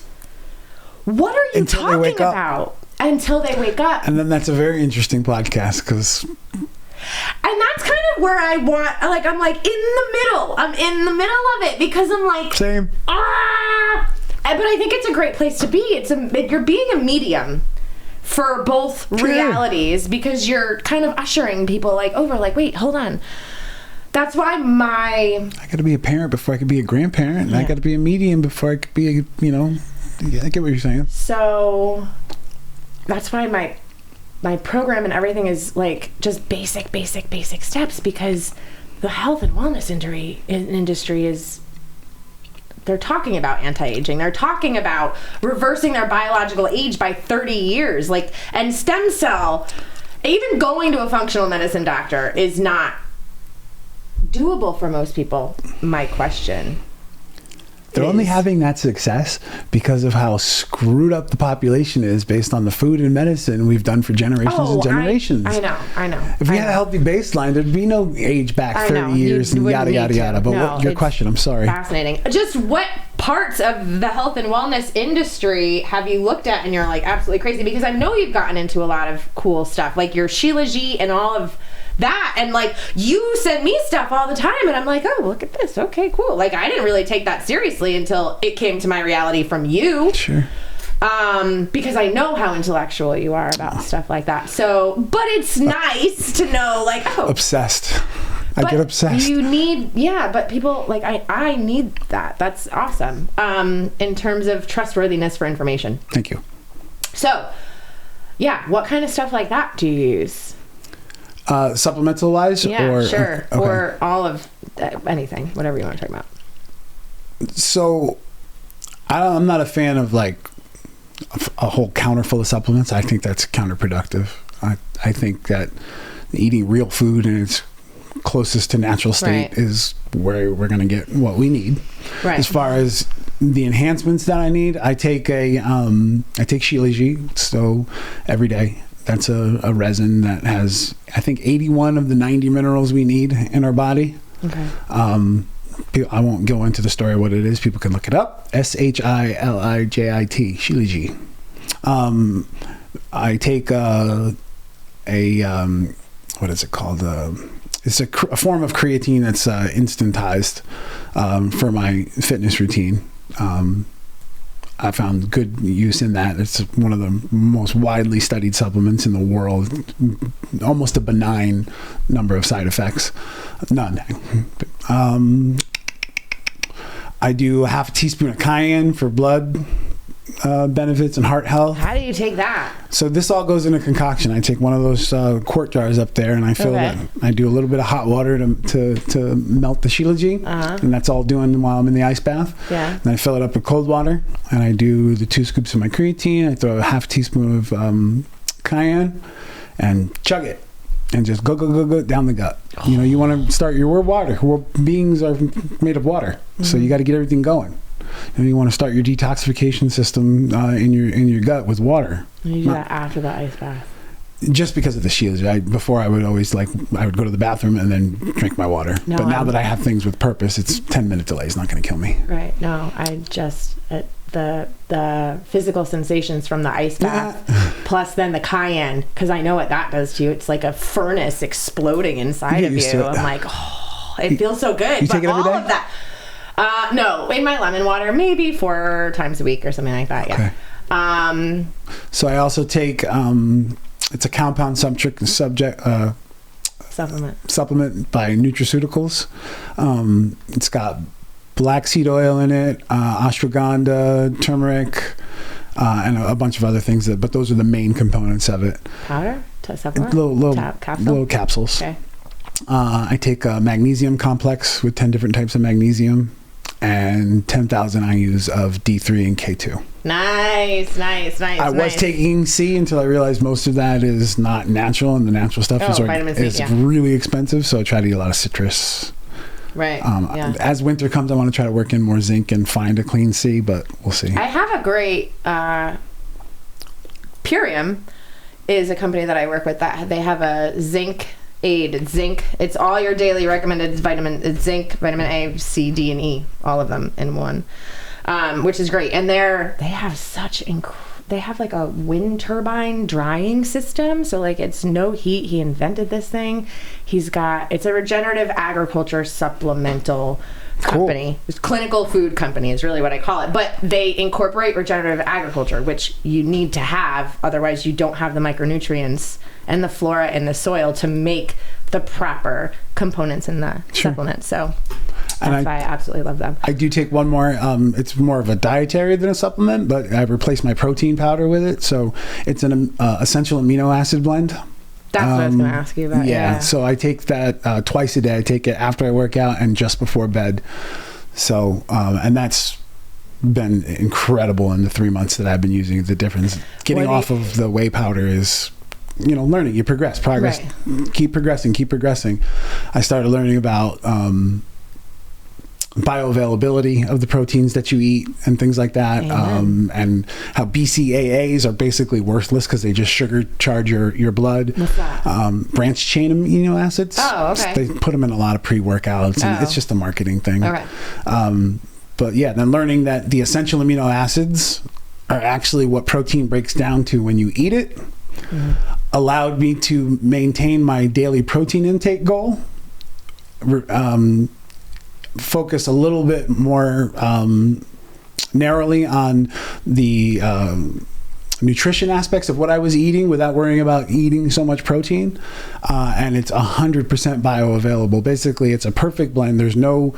If you've got 4 of this and 4 of this, they blend to make a muscle or a muscle fiber. Okay, right? Cool. When you eat protein powder, they've got 4 of this and 38 of this.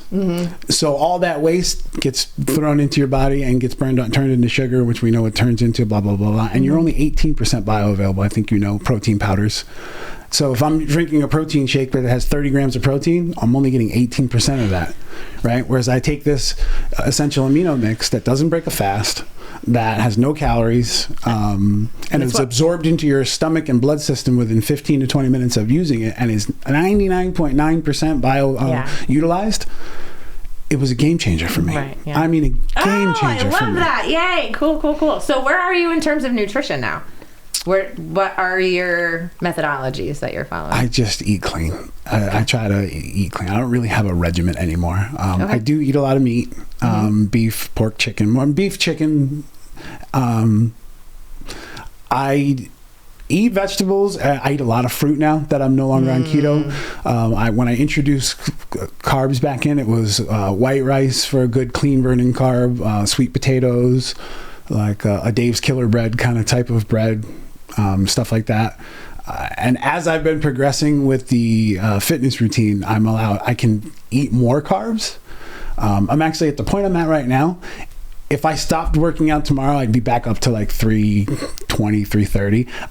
I have a routine and a body now that allows me to eat like I want to eat cleanly and gets used. Right, properly. It's amazing. Right? Properly. So, typical, like today when I go home, I'm going to have 8 scrambled eggs with cheese, and I'm going to cut up a mango, I'm going to cut up a peach, I'm going to cut up some strawberries, I'm going to drizzle a little honey on it, and that's going to be my lunch.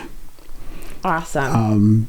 So I don't count, pay attention. No, I'm just curious because I know in the beginning, you were like heavy. Yeah. And I understand now in where I'm in my lifestyle what 200 grams of protein a day looks like, especially now that I can get 60 of them from that supplement without it affecting my diet. I don't have to gorge myself with as much of the meat. I feel better. I've gotten very far away from when I felt how much better I felt without the whey. I also reduced how much Greek yogurt I was eating, which was a staple for me. I love Greek yogurt. Oh, really? But I'm less mucousy, and some of the mild inflammation in the joints. I wouldn't say I had a problem with it, but I noticed a difference. Yeah, so, just not having it. You're like, oh, I didn't know there was that. Right. What was I going to ask? Through nursing school and stuff like that, medic school, you don't learn a ton of nutrition. You just really learn how to read a nutritional label, not even the ingredients, and like where to put stuff in on a food plate. So when I started learning about this through the Hippocrates Health Institute, that was my first like nutritional step. It's all about micronutrients. It's all about the phytochemicals. It's all about the oxygen and the hormones and the phytonutrients and the enzymes that are in the living food. Their philosophy is sprouts. Basically, the three most potent, nutritionally dense products on earth are sprouts, sea algae, and seaweeds. So we're talking about micronutrients. Sure. So, and even in functional medicine, like that was what the kind of the focus was. So now I'm like hearing all this stuff about your macros and protein and what does 50 or 200 grams of protein look like on a plate. I was just talking to a friend of mine who's had a very similar education trajectory, nursing school, functional medicine, lifestyle, micronutrients. And she said the same thing. She's like, all this stuff, I guess I'm supposed to be paying attention to. And I'm like, yeah, I know. I had no idea. It probably would make making a meal a lot easier. So I think that, well, seriously though, so I think that's awesome that you have dipped into the other side of it and you understand that it's much more than just your protein and your carbs and your fats. It's the quality of them and it's the micronutrients that also really matter. And all of it kind of together is like, that's the perfect plate. It all started just from wanting to eat clean. Like, what does that actually mean? Right? That all started from a lot of what does it actually mean. Yeah, I think the cleanest that you can get on planet Earth is participating in some sort of a regenerative agriculture type of platform. And that's it. You can't have a closed system any other way that provides health if it's not based on that type of natural way of Earth. And it shouldn't come in a box or a package or a bag. No, not at all. Okay, with that, let's take just a 3-minute break and we can circle back. Sounds like a plan. Okay, cool. Thanks. Okay. Welcome back. Thank you. So let's get back into your journey a little bit. Where are you now? Well, you know what? I do have a good question. Sure. Your children. Yes. So 2.5 years of working from traumatic dad to now. What's the relationship look like now? What's that process been like? Because that's a massive part of your life. Sure. And a massive part of their life. Yeah. That's it's way 100% better than it used to be. Obviously, there's no such thing as perfection. I'm not ever going to attain that. And dare I say, not the old me doesn't ever bubble up, but the issues of the old me still make. I said that before about emotional intelligence and maturity. I'm still learning to control those emotions. I'm trying to practice the pause. I'm trying to make sure that, yeah, it's okay to have that feeling and thought, but you don't need to have, especially to your wife and kids. I'm way, way, way, way, way better than I used to be. Not perfect. I don't think I'll ever be perfect because I'm, a human. A human. One of the big things is just going with the flow instead of trying to direct the show all the time. Yeah, I'm the father. I'm the husband. Yeah, I guess I'm supposed to, I'm supposed to be the leader. I am the leader, but I don't need to dictate everything. I don't. And I was such a control freak without realizing what a control freak I was. You're not stirring the eggs right. Watching, you could do it like this. Do this, do that. And I still have those tendencies where, yeah, it matters to me. I think it should matter to you. Maybe it doesn't, but back off. That's probably my number one top of mind. You got to do this today, right? Anyway, I can say that's amazing that the interactions though now, like, they trust what they see. Like, they know there's no more gauging what kind of mood is dad in. And most of the time they didn't know it, but what kind of mood was also mixed with how drunk is he? How intoxicated in the night. Maybe the older kids knew that, but they trust what they see. I'm intentionally and now instinctually much calmer when I deal with situations, explain things. I was never do this because I told you so kind of a parent. I hated that as a kid, so I never tried to do that to my kids. But now, instead of explaining it in a aggravated, come on, hurried up kind of a way, or you should know better, I'm 46. You're 10. Let's talk about it like a 10-year-old needs to understand it. And no matter how frustrated I get, it's not her fault. It's mine. Relax and just go with the flow. Talk calm, talk peace. She's going to match your energy. So if you get all, she's going to get all, stupid little things like that I've just, taken as I seen them. If you wake up a kid and, they slept late and you're like, oh, come on, blah, blah, blah, blah. How do you think that sets their tone for themselves for that day? Or, come on, go to bed. You didn't brush your teeth. You didn't clean this up. Blah, blah. Get to bed. They're supposed to lay there peacefully and go to sleep thinking that they're a good, loved person.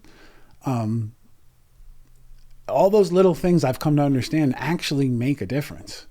They make a huge difference.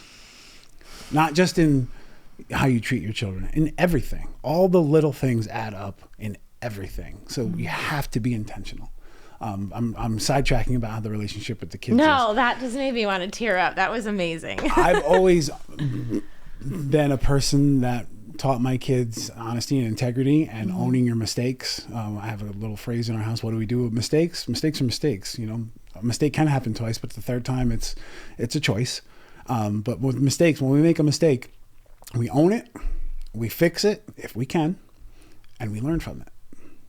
Right? Right. So this has been a very good opportunity for me to grow by exemplifying that to my children. Yeah. I apologize at the drop of a dime. I apologize a lot less than I did even 2 years ago, but at the drop of a dime. And I apologize for things that never even would have crossed my mind as needing an apology before, and probably don't now, but I feel it's important,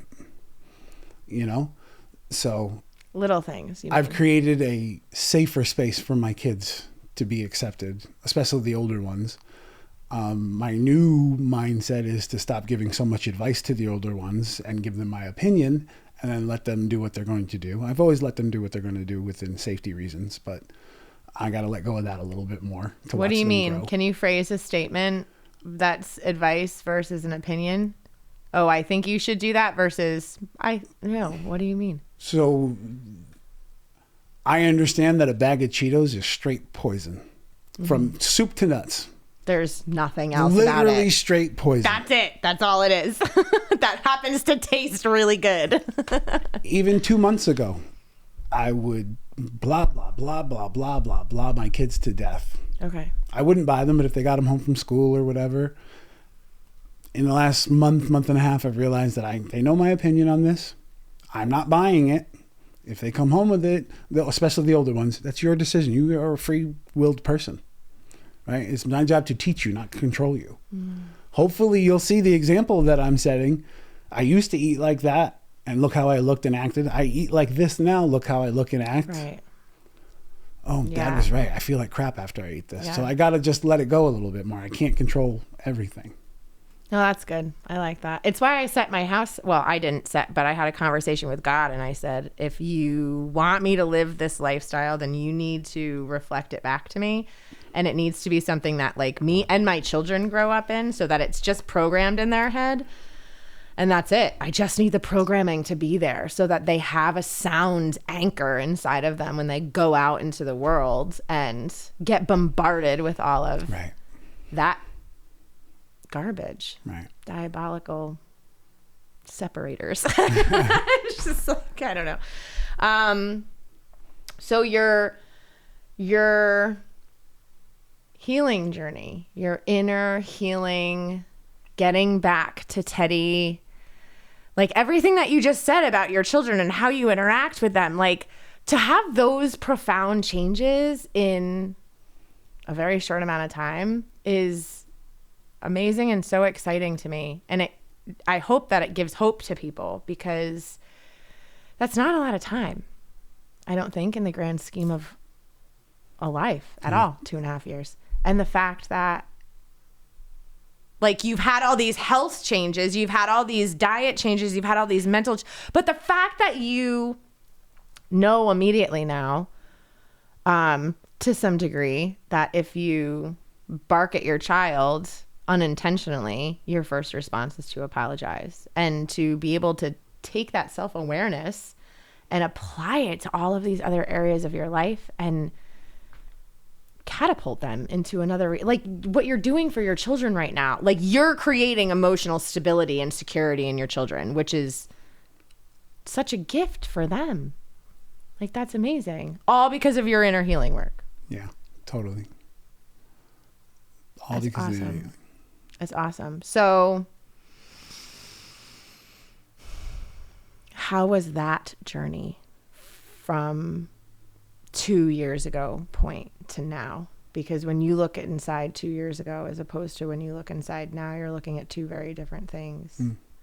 I don't know if that's necessarily, I don't know if I'd be able to unpack that in order to talk to somebody about it. I don't know if you're able to unpack that in order to talk to somebody about it. But what, if you can, what were this kind of stages of that? And how did you progress through the inner stuff? Because outer stuff. It was the easy part as hard as it was. Yeah. Because there was an end in sight. There was a plan. I just had to figure out what it was for me and how it made it specific for me. Like everything was there. Okay. The healing part, it's like fair, very fair. There's what are you healing from? Right? Maybe sometimes some of the stuff I knew and I just hadn't addressed it. Mm-hmm. And then after a certain point of addressing what was clear and present, well, that's still here. What's up? You know, and then you go on a quest for knowledge. What does this mean? What does that mean? You know, started understanding what wounded inner child stuff was about. I'm like, that's interesting. I had a good childhood. And again, anything that I'm about to say, I'm just going to preface with, I didn't have a bad childhood. Right. I had my childhood.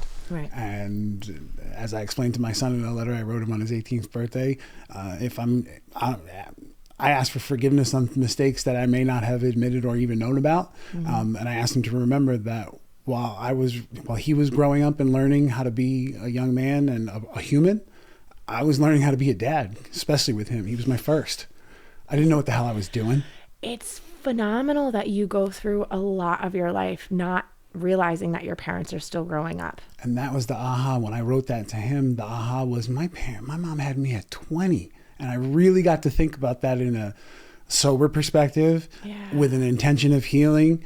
And I can't say I had issues from childhood with my mom, a few. And half of those, when I had that aha moment of she was doing it just like I was for the first time, I was like, I can't blame her for that. Right. That's stupid of me. Right. And again, we're talking about stupid little things, but so it was easy to let go of too. But then there were still some things that were like, what's this about? Even with your best intention, you can't figure it out. You can't put this to bed. So, again, I tried to go with a lot of questions and honest answers. Still didn't come up with some of them. They didn't even have something to write down, so how could it be honest? Then I started, with the healing aspect of it, I started to see information about psychedelics, and not in like the party mode and things like that.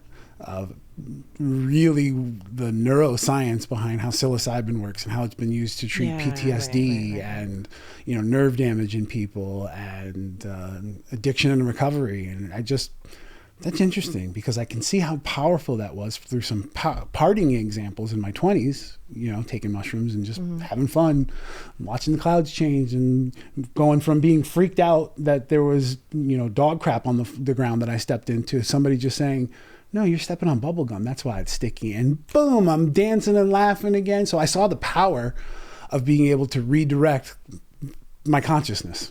Ah, okay. Right? But I never had the intention. It was just for a good time. So I learned, I read, and I watched videos about it, and I saw recovery stories from addictions to overeating to all different kinds of things, brain injuries. So I tried microdosing for a little bit, and it worked to what I needed it to work. It's not something I need to continue. It was, a very short-term thing. And, I wasn't tripping or anything like that. No, right. I know you're familiar with it. What right. that It is. literally saved my life about 2 summers ago. So no, I have much respect for it. I know several people that do meditative full dosing and literally go into solitary. They put some music on. One of the guys I know actually puts a blindfold on and just goes in his own head and just thinks, and has had profound thought sessions, I'll call them, right? I'm interested in doing something like that, but I had the very life-changing experience of doing a 2-day ayahuasca ceremony.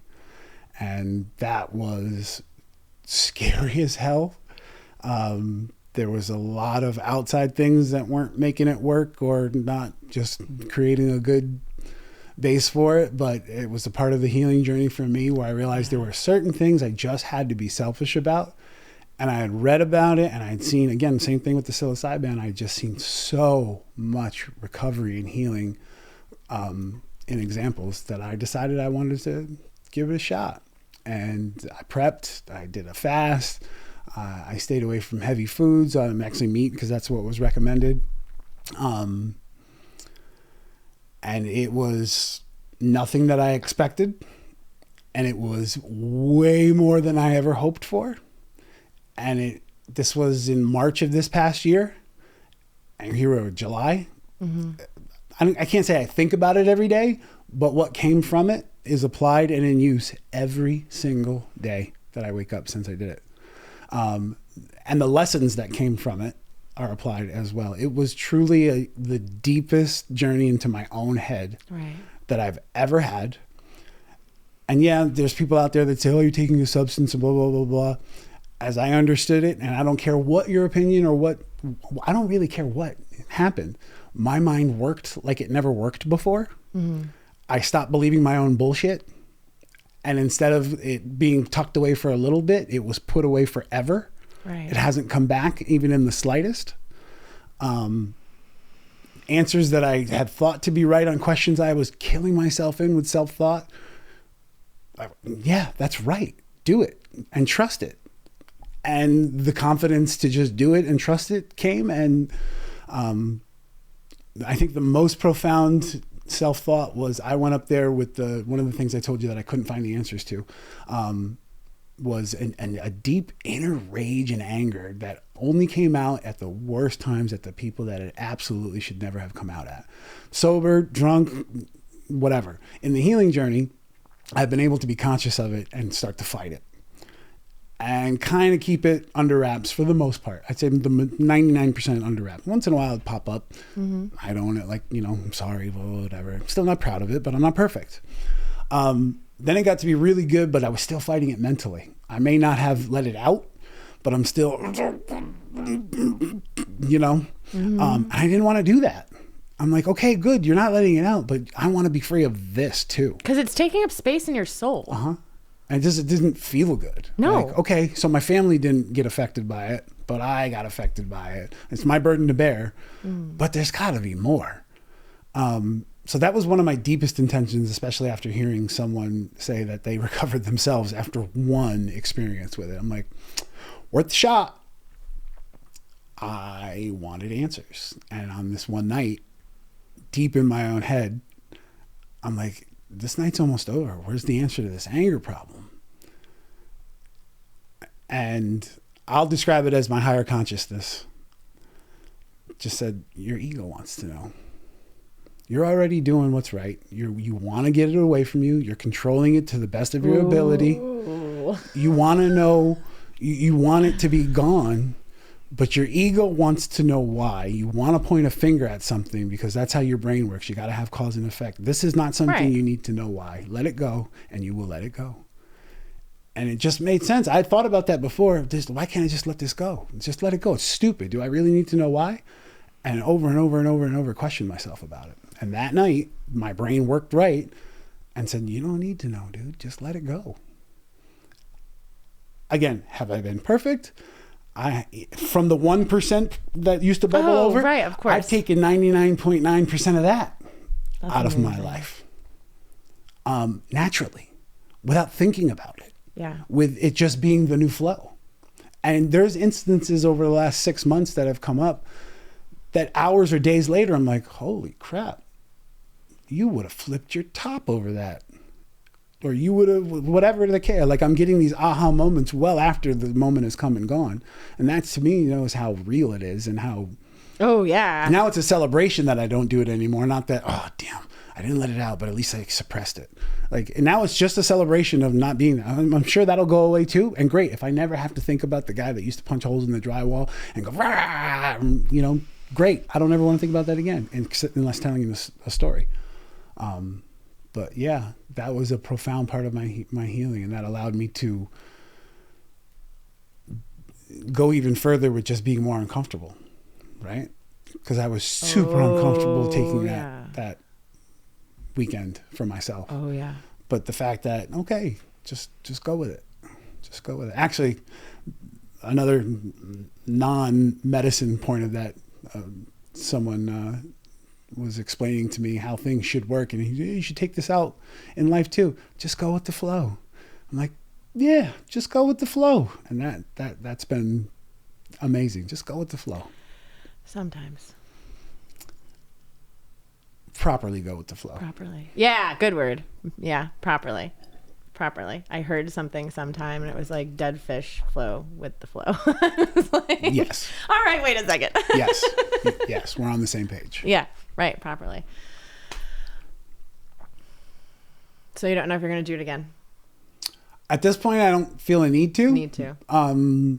For healing, but I am so cool. But I am very interested in a learning version of it. Yeah, right. But I'm in no rush. There's other things that I want to do, and when the time's right, like it was then, I'll know. So your support system, your relationship with your family, maybe extended family, friends, things like that. How have that? Well, let me preface this. When my reality shifted, literally 50 of my closest friends and family got on a plane and they flew out of my life, and that was like the end of it. It was a very big shift in who was in my world and who wasn't in my world. Did you have a similar experience? Not as massive like that. No, because again, it was, still semi-quarantine-ish. COVID. Yeah. A little looser than normal, but your drinking buddies and stuff like that, at that point, as an adult, it's better to have 3 quarters than 100 pennies, kind of a thing. Yeah. So I was already like that. My circle was already pretty small. Okay. Got it. But the quality of the relationships was made clear in that small circle. No one got pushed away or drew themselves away, but the priority of certain relationship status changed. Not in a negative way, just in a, you know what I mean? Yeah. It kind of sounds shitty, but I don't mean it that way.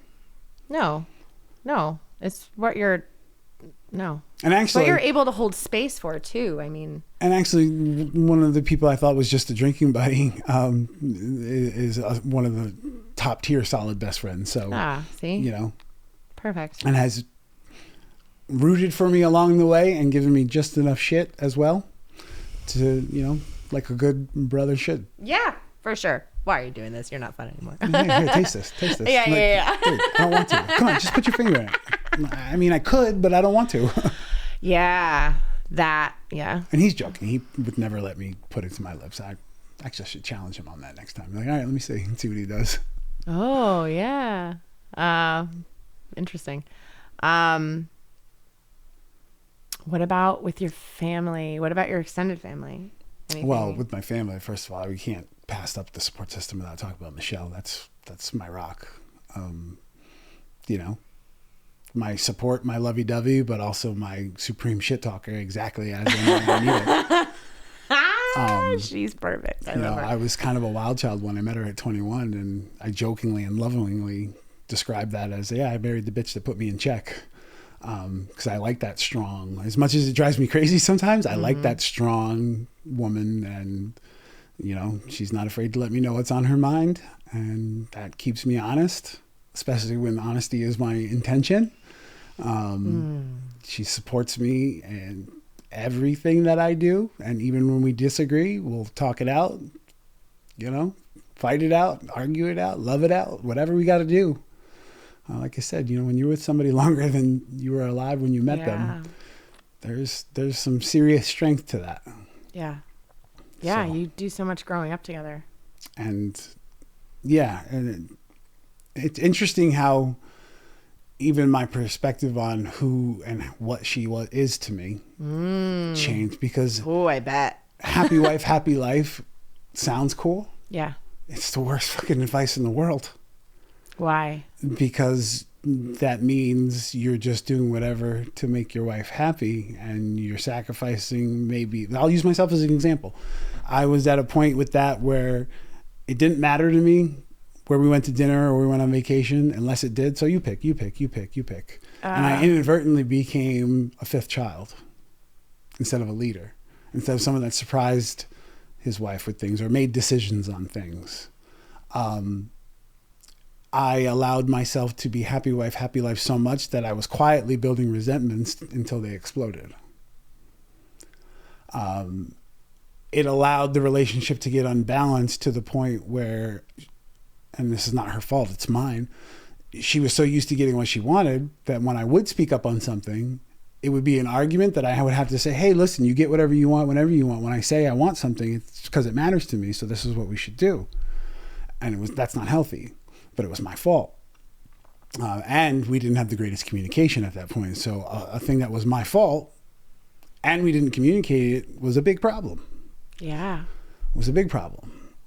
So, we were talking about support and communication and all that good stuff. So, how's that going now? Communication, all of that stuff. Yeah, Much again, better. Progress, not perfection. Okay. We're never going to be perfect, but we refuse to quit. We've used marriage counselors. We used friends. Leaving is not the solution. It's not even a question, an answer that's on the table, or a question that's on the table. Mm-hmm. Never mind an answer. So let's figure it out. Let's figure it out. As hard or as ugly as that may be, figure it out. And I've been able to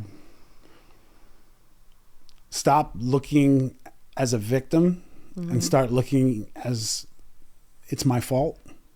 Yeah, you said that to me yesterday, didn't you? Was that you that said that to me? Everything is your fault? Yeah, everything's my fault. Right? Everything is my fault. Right. That's what you're supposed to say. Your fault.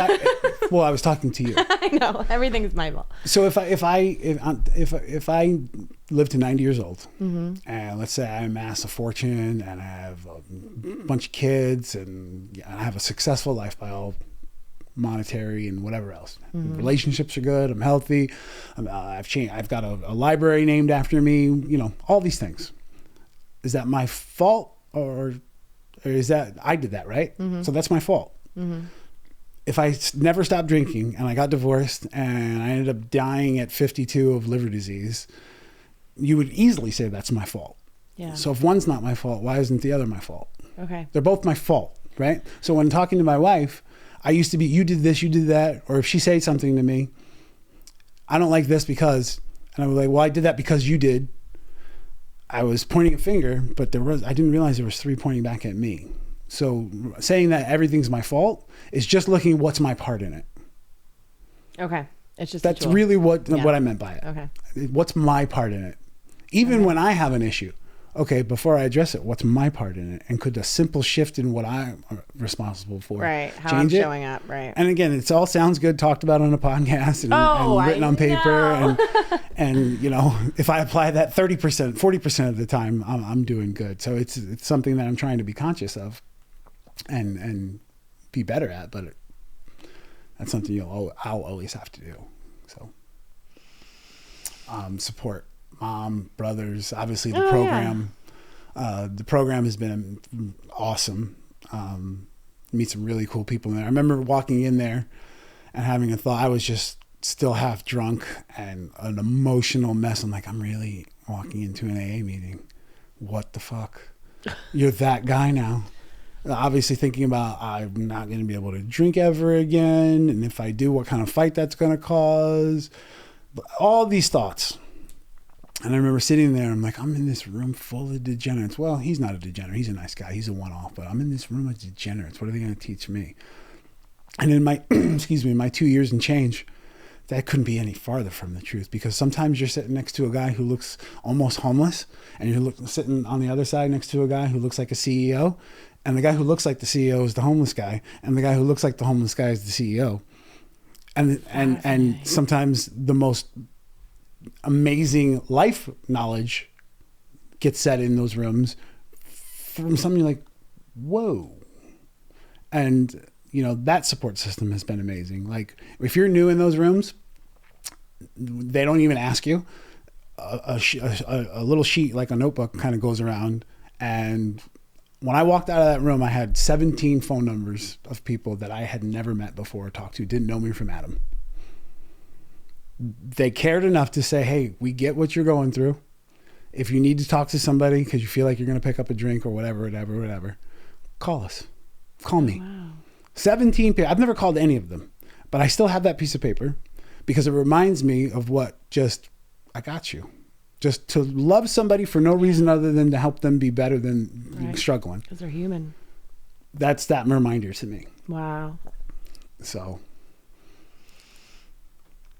What about God? What about God?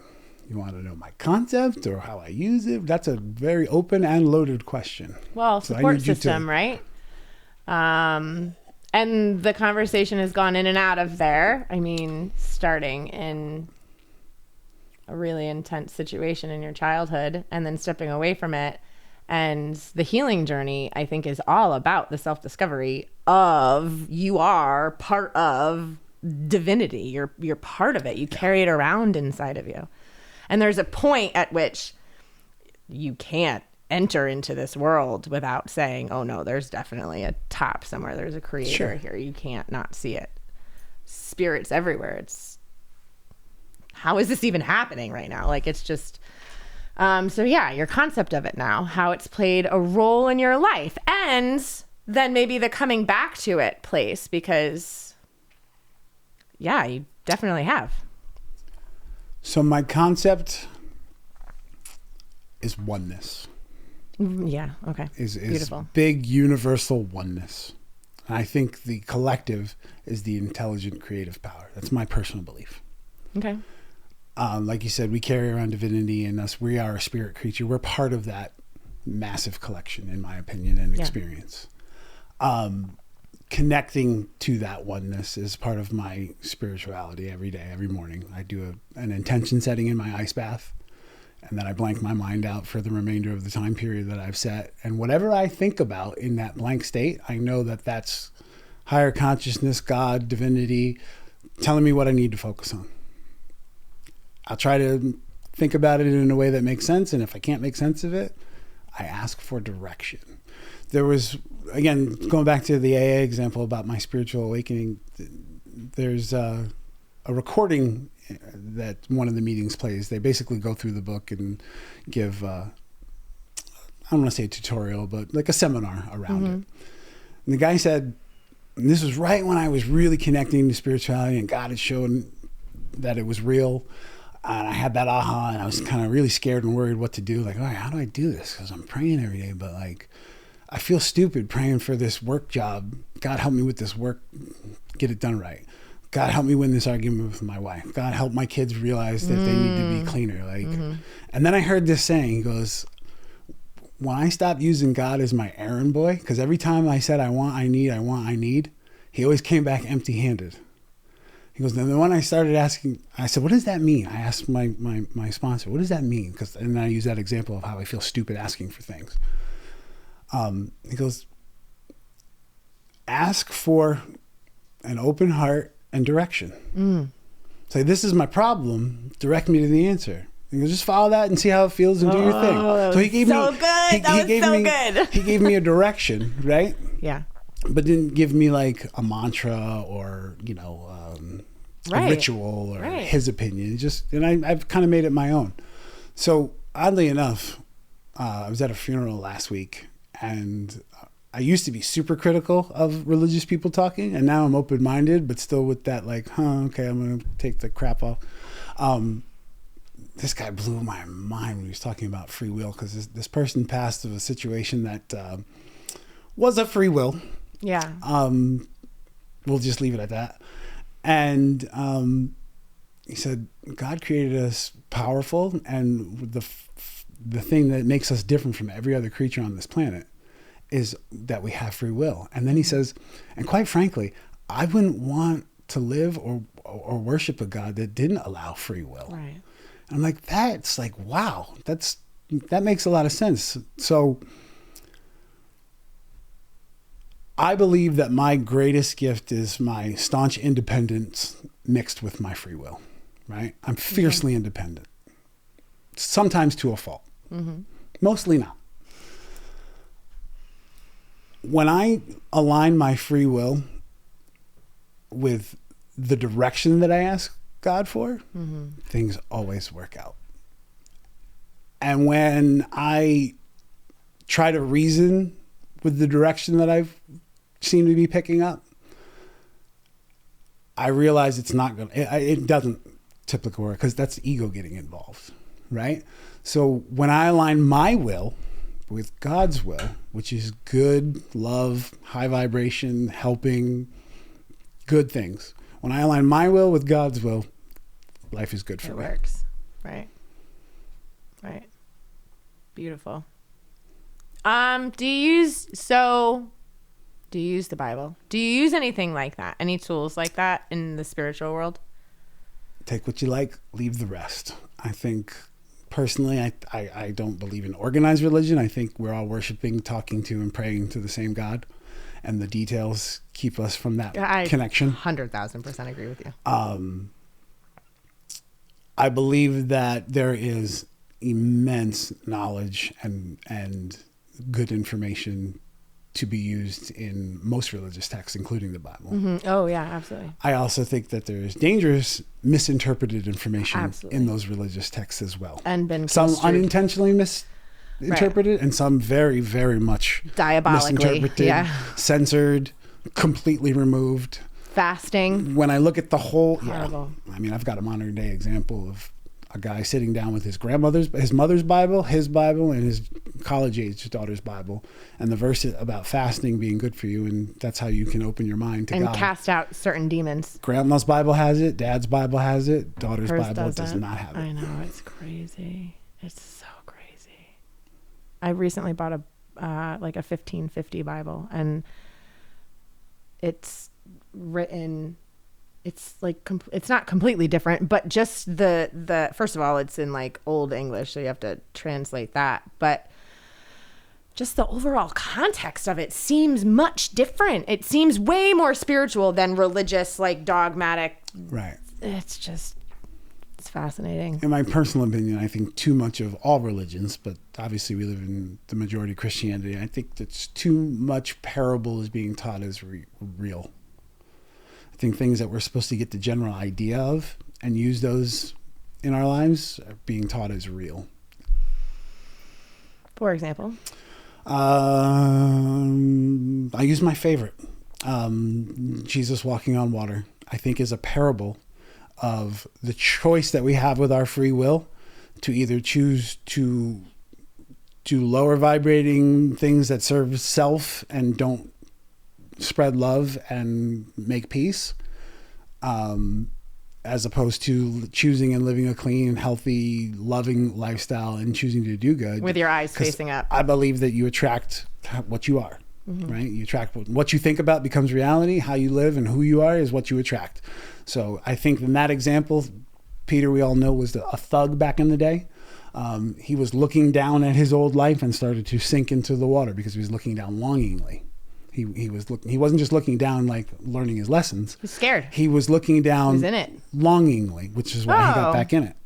Right? And same reason Lot's wife got turned to salt. She didn't just look back, she looked back longingly, if you look at the translation of original text. So the looking back and wanting to be your old you attracts more of that crap. Right?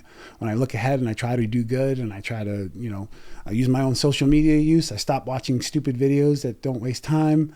I started intentionally, helping people for the right reason. I started listening. I even changed my music habits. Yeah, that's big. All the things that I was focusing on putting in my mind was now making everything else around me right. And I believe that that's the misinterpretation of Jesus walking on water personally, because I've lived it When I live like an idiot, I attract idiot things. When I live to my higher standard, I attract a higher standard. That's the example I can give you now. When I was eating after I graduated, or when I was in the Hippocrates Institute, I instituted the lifestyle. I was doing wheatgrass and sprouting and juicing and raw living food, really. Which is not something that the average human being experiences, because the point of it is that you're eating living, it's alive when you're eating it. Mm-hmm. So the energy that comes from within the life force and the enzymes and the electricity that's available to your system, that is it's a biological, chemical, electrical system that we live within. So we don't feed the electrical systems. Actually, we do the opposite, is we completely tear them down with the Wi-Fi and like, why do you think they got rid of lead paste paint? Hold on, let me get my tin foil. I don't know. I've never seen a kid eat paint, but okay. And have you ever known the government to care about inner city youth? No, right. So, but I remember specifically that example of Jesus walking on water. When I was eating that way, I could feel earth breathing. Like I was so connected to it. I was like, talk about oneness. I was like, I understand how Jesus walked on water now. There was part of my studies actually, and I didn't go into this program knowing that it had any spiritual context at all. I didn't. But part of it was studying this group called the Essenes, which is a sect of the Jewish culture. And that's how they eat, is sprouted living food, algae, seaweeds, things like that. And there are many stories of talking about Jesus in his 30 years and all of his travels all over the world that we don't hear about in the Bible, studying with them for the majority of it. So I'm like, okay, well, if Jesus was eating this way and he felt the way I did 2,000 years ago, then that man walked on water. I know for a fact he did. There is no doubt in my mind, because I know how I felt in my human body. And if that man was fully embodied and there was no emotional resistance and there's no trauma that he's bringing in and all of those things aren't a factor, then yeah, he walked on water. But I think that his entire existence was written and scripted so that his actions were then also used as parables. And if you're looking at them from the different layers of earth, because earth has got a mental layer, an emotional, spiritual, all of those different layers, when you're looking at that, yeah, he physically did do it, but it had so much more meaning. And you read that part. And I'm like, yeah, because when you read the Bible from that way, it's a good point. It's brilliant. It's brilliant. It's like, wow, this guy really did embody all of this. And he was just a soul, like in a human body, a full one, completely connected. It's amazing. It's amazing. I love it. So I like that point you made about what he was studying and learning, because that's been the last 3 months. So I saw a little video that says, where was Jesus from 12 to 30? Yeah. And I'm like, huh. Everywhere. And then I started to go, wow, why haven't I been told this story? And looking for places to verify. And, when the Dalai Lama says that Jesus was here learning X, Y, and Z. Yes, right. It's part of history. Sorry, right, exactly. It's part of history. Right. I have the Essene Gospels over there. They talk about him. They talk about him in their studies. They talk about him in India. Yeah. I mean, but so to your point about all religions kind of saying the same thing, I mean, like he got it from everywhere and he understood it and embodied that. And that was his journey. What a journey. And to back that up again, because we're talking about Jesus, in my reading and my experience, having read the Bible cover to cover, probably 15 or more times under one religion, and reading it myself, going to different churches, doing my own open-minded. Scripture tells you that Jesus gives 2 commandments. Love God above all others, right? Mm-hmm. I just told you that I believe in a giant greater consciousness, and that a piece of God lives within me, right? I'm not God, but I am at the same point. Right. A fractal. Right. And then the only other commandment was to love your neighbor like you love yourself. So in my experience over the 2 years, living clean, taking care of my body, taking care of my mental health, healing myself, doing things with the right intention and serving others without hurting myself whenever I possibly can. Those are the two only written commandments that you can find in Scripture that he gave. Love yourself, love the other. Rinse and repeat. Okay. I believe this might be a little inflammatory here, but whatever, it's my story. I believe that as the masses start to understand to just heal, love yourself, and take care of each other, that Christ consciousness is what the second coming of Christ I also is about. believe that. Yes, very much so. I mean, I think it would be really awesome if he floated down from the heavens, and that would be so cool. I would love that. But I completely agree with you, because that's all I've been hearing inside my soul too. So, and for a long time. So no, I get And it. I know they say when you're driving a red car, you see more red cars on the road. Mm-hmm. Obviously, I'm living this lifestyle now, so I see more people that are doing it, but Right. I'm seeing people do it that I never thought would. And I'm one of those people I never Right. thought would be this person. Right. Right? Right. So am I just seeing more red cars, or No. is there a massive understanding that we've been living life pretty wrong for a long time? Yeah. And I'm not talking religiously. I'm talking No. everything. Right. Connection. Just the connection. Consumerism and individuality is a good thing. But I think Not we on as- an island. Yeah, I think I love the American way, but I think the staunch individualism is getting a little out of hand with the bigger Yeah. picture. I think it's good to be self-reliant and to take care of yourself and to pull yourself up by the bootstraps and all that good stuff. I'm not against. I guess I am against oligarchs, but like I don't have a problem with people having multiple houses and things like that. I'll never tell people what to do with their own money.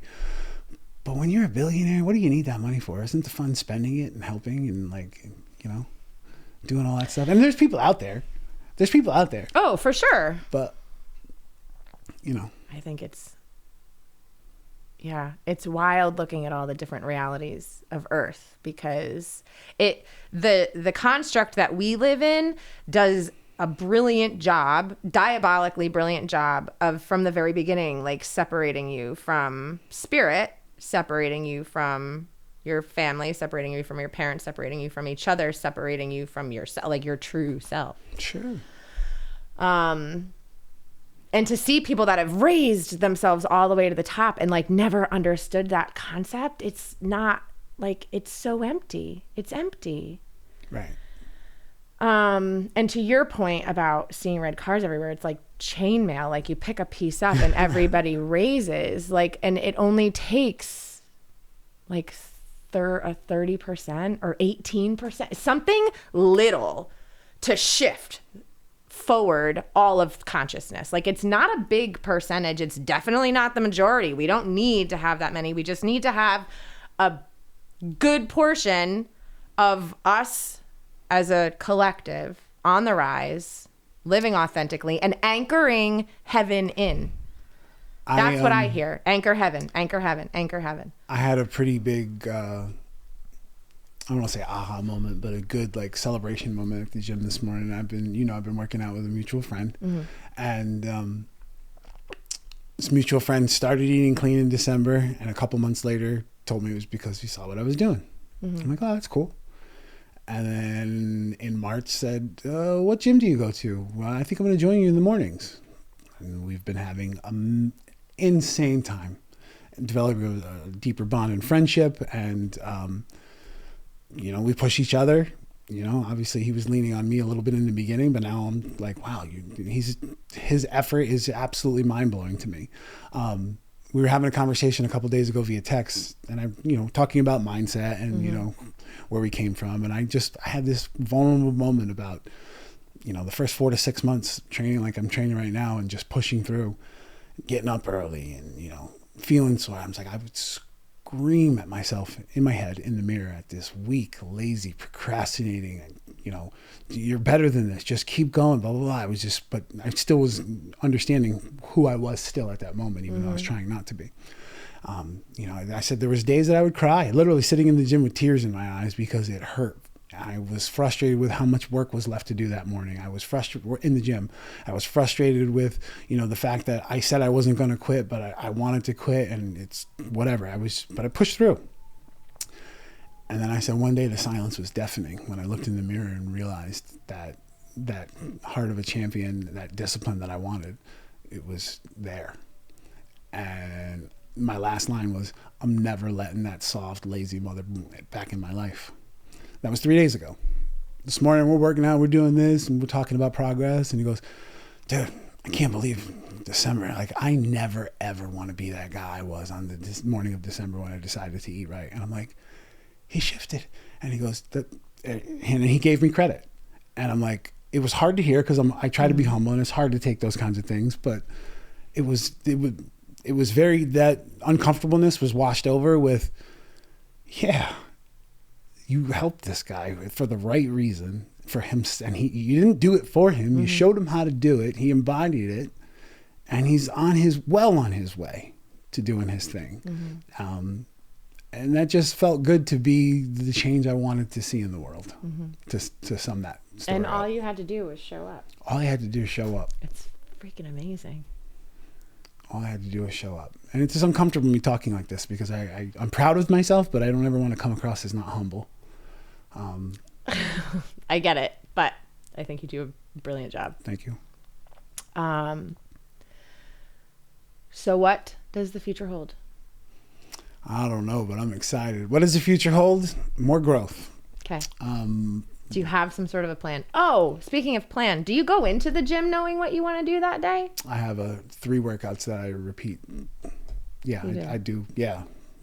That's it. Okay. So to that point, one of the mindset shifts was not waking up and looking at your day as a whiteboard. It is a whiteboard, but before you start your day, yeah, it's got to be filled. Otherwise, outside influence is going to fill it for you.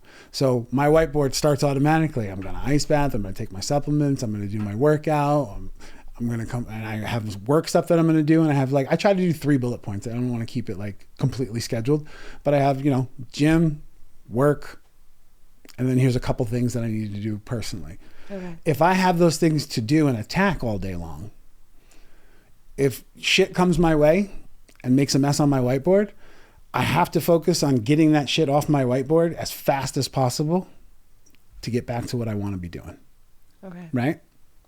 So if I leave a whiteboard open, I'm just whatever comes my way. You're totally right. Like if Michelle calls and says, do you want to go to the pool? That would be my whiteboard. Yeah, any of that kind of stuff. Okay. Any of that kind of stuff. Obviously, you leave room for wiggle things that you Right, gotta have right, fun. right, but right. yeah, I live intentionally now instead of just too much going with the flow. I go with the flow intentionally. Does that make sense? Got it. Yeah. Right. So that's the same thing. Okay. If I don't, when I wasn't planning my meals to go to work when I first started this weight loss journey, yeah, I'd order a cheeseburger off the menu in the lunchroom because I forgot to pack lunch and it was just easier to do that. Of course, I should be eating a salad, but I'm gonna have a cheeseburger. But when I want a cheeseburger, I don't want a salad, but I'm not gonna waste a salad. It's in my bag, and I got good fruit, and I got chicken. Okay, I walk around, except for today. This is oddly enough. I always have a bag of beef jerky and a bag of nuts in my backpack, in case I can't find something that is consistent with the goals that I have for myself. What kind of beef jerky do you like? I do Trader Joe's organic. I'm not Trader Joe's, Aldi's organic. Oh, that. Yeah. What's the name of it? I don't know. I was impressed that they had that. It's $3.30 for the bag. Gives me 35 grams of protein. It's pretty low in sugar, and it's then organic. we're not talking about the same one. I gotta go find that. You're thinking a bit long? Maybe. They look like Slim Jims. No, I don't eat that stuff. Each. I don't like that. It's I know what you're talking about. I read the ingredients. I was like, holy crap, grass fed. I don't like the consistency of it. I don't. Okay, so you're talking about I like beef jerky. I like to chew on it. Anyways. Sorry. It's okay. Chew on it, need a toothpick later. Got it. All right. But the point being is that I started that when walking into 7-Eleven scared me because the Matrix was all around me. All the bullshit was all around me. You call it the Matrix. Yeah, the Matrix was all around me. Eat this. This is bright packaging and blah. This is 99 cents. And okay, what can I pick that's healthy? As my journey's progressed, and now my consistency of discipline, I walk in and when Neo was looking at the screen at life. Mm-hmm. in the movie, and everything fades out to that weird digital stuff. Yeah. When I walk through 7-Eleven, the Matrix digitizes, and I just see there's a seltzer, there's some nuts, Yep. there's some fruit. Good. Yep. Let's get out of here. Yep. But before that, I would make sure, okay, I'm on a road trip. It started with a road trip. Let me just put this in my bag in case I can't find something good at a stop. And I'm like, why can't I apply that all the time? And it being prepared, setting myself up, make sure that I attain the goals that I want. Yeah. And you're a father of 4. Yes. That has a wife and a job and a life, and you're nailing it. Great job. Great job. I'm trying. Great job. I mean, no, I think you're nailing it in terms of the trajectory and how you've done so far. Congratulations. So your plan moving forward. Is there anything in the works? Anything in your head? What are your thoughts? So I'm dialed in on the fitness and nutrition. Okay. Obviously, this only being year 2, I still haven't settled into what it consistently is going to look like. So I'm not rushing it. I'm enjoying that. I'm just going to keep doing what I'm doing. Yeah. I feel that my calling between sponsoring guys in AA, between helping friends understand how I changed my body, how I changed my body with nutrition and with exercise, most significantly though, the accountability and the mindset part of helping people. They want to know why. I'm like, it sounds really rigid and hardcore, but make a decision and choose it every day. Don't make excuses. All that kind of stuff that like you just, it's as simple as that. I feel that there's some kind of calling serving people and helping that. So I'd like to see, I'm trying to work on what a coaching business of some sort looks like. Okay. Not to be a lifestyle coach. I mean, I know that's a very commonly used word now, but something along those lines. I haven't figured out the niche. Lifestyle certificate. Oh, there you go. So I apologize. I didn't mean that condescending. Lifestyle medicine is an actual branch of medicine, but no, I get it. It's. Yeah. I mean, I don't like using the word holistic either, or wellness or anything like that. It's really cliche. Okay, so you understand the point that I'm making. Yeah. So cool. I think that would be perfectly fit for you. We'll see. Cool. I got to put in some effort. I got to get a little more direction. Ask. I gotta get over some internal fears that even I know are bullshit, but can't jump. So progress. I want to ask you, like what? I'm the sole income, not the sole income earner anymore. I am the responsible income earner as far as bills and that stuff goes. And the play again, fear. It's all fear. Established. I don't know if responsible is the right word either. Structured. I'm responsible for the family's bills. Yeah. As right. Yeah. So that's anyway. Having had a very, very scary experience back in 2007, losing a significant amount of income from one year to the next, being forced to work a second job at a bar, getting 4 hours of sleep, doing whatever it took, landing a secure job after almost falling on your ass. A very good lesson did come. I had to file bankruptcy years and years and years ago. It was humiliating, but it was one of the best things that ever happened to me because I learned a lot of fiscal responsibility. I, for the most part, am debt free, thankfully. But family of 6, that's not like. And in today's day and age, my grocery bill is more than my mortgage. Thank you for saying that, so that my husband can hear that eventually. Yeah, it is, because it is. Yeah, right. My grocery bill's more than my mortgage. Oh yeah, by far. So yeah, the financial responsibility aspect of it. So I know it's going to take a lot of work, and I'm not afraid of the work. I need to pull the trigger. I think you're well on your way. I know if I put the same kind of effort into that, it'll happen. Mm-hmm. So I basically need to get over my own bullshit. Okay. If I'm being very honest. Okay. And now it's on record. Okay. It is on record. Yep.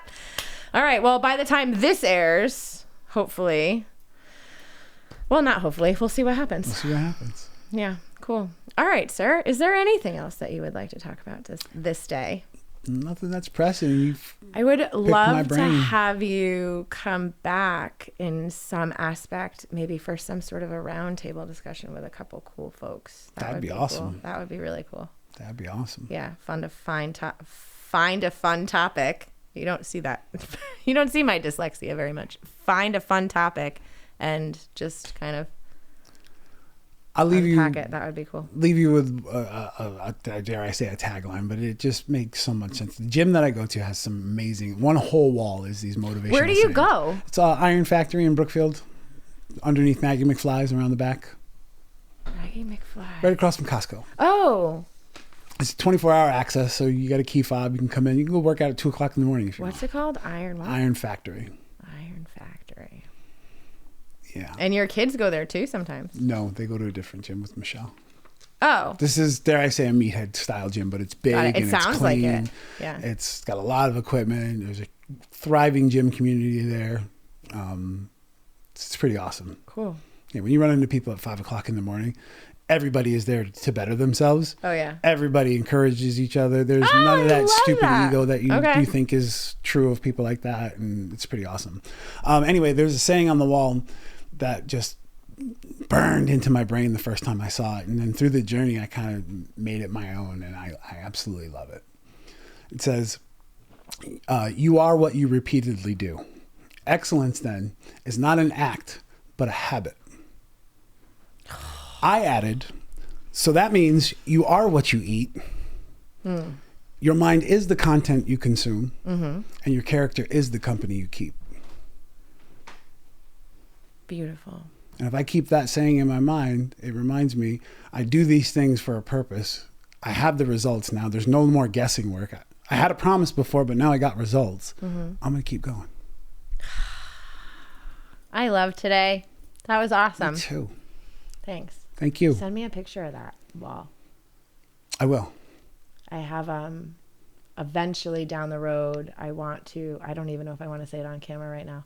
I want to open a clinical cafe and call it that, because I feel like in the future there needs to be some sort of antithesis to the fast food industry. Like if you are sick, that's where you eat. If you want to get sick, that's where you eat.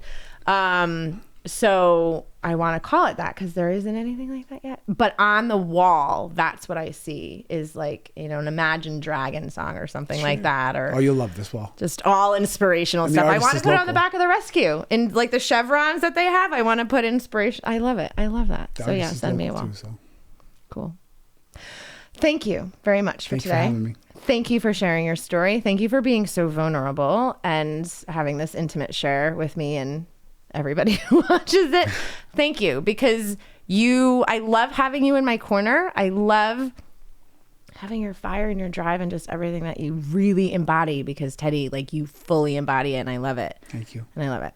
So thank you very much, and we'll see you soon. Bye, everybody. Bye.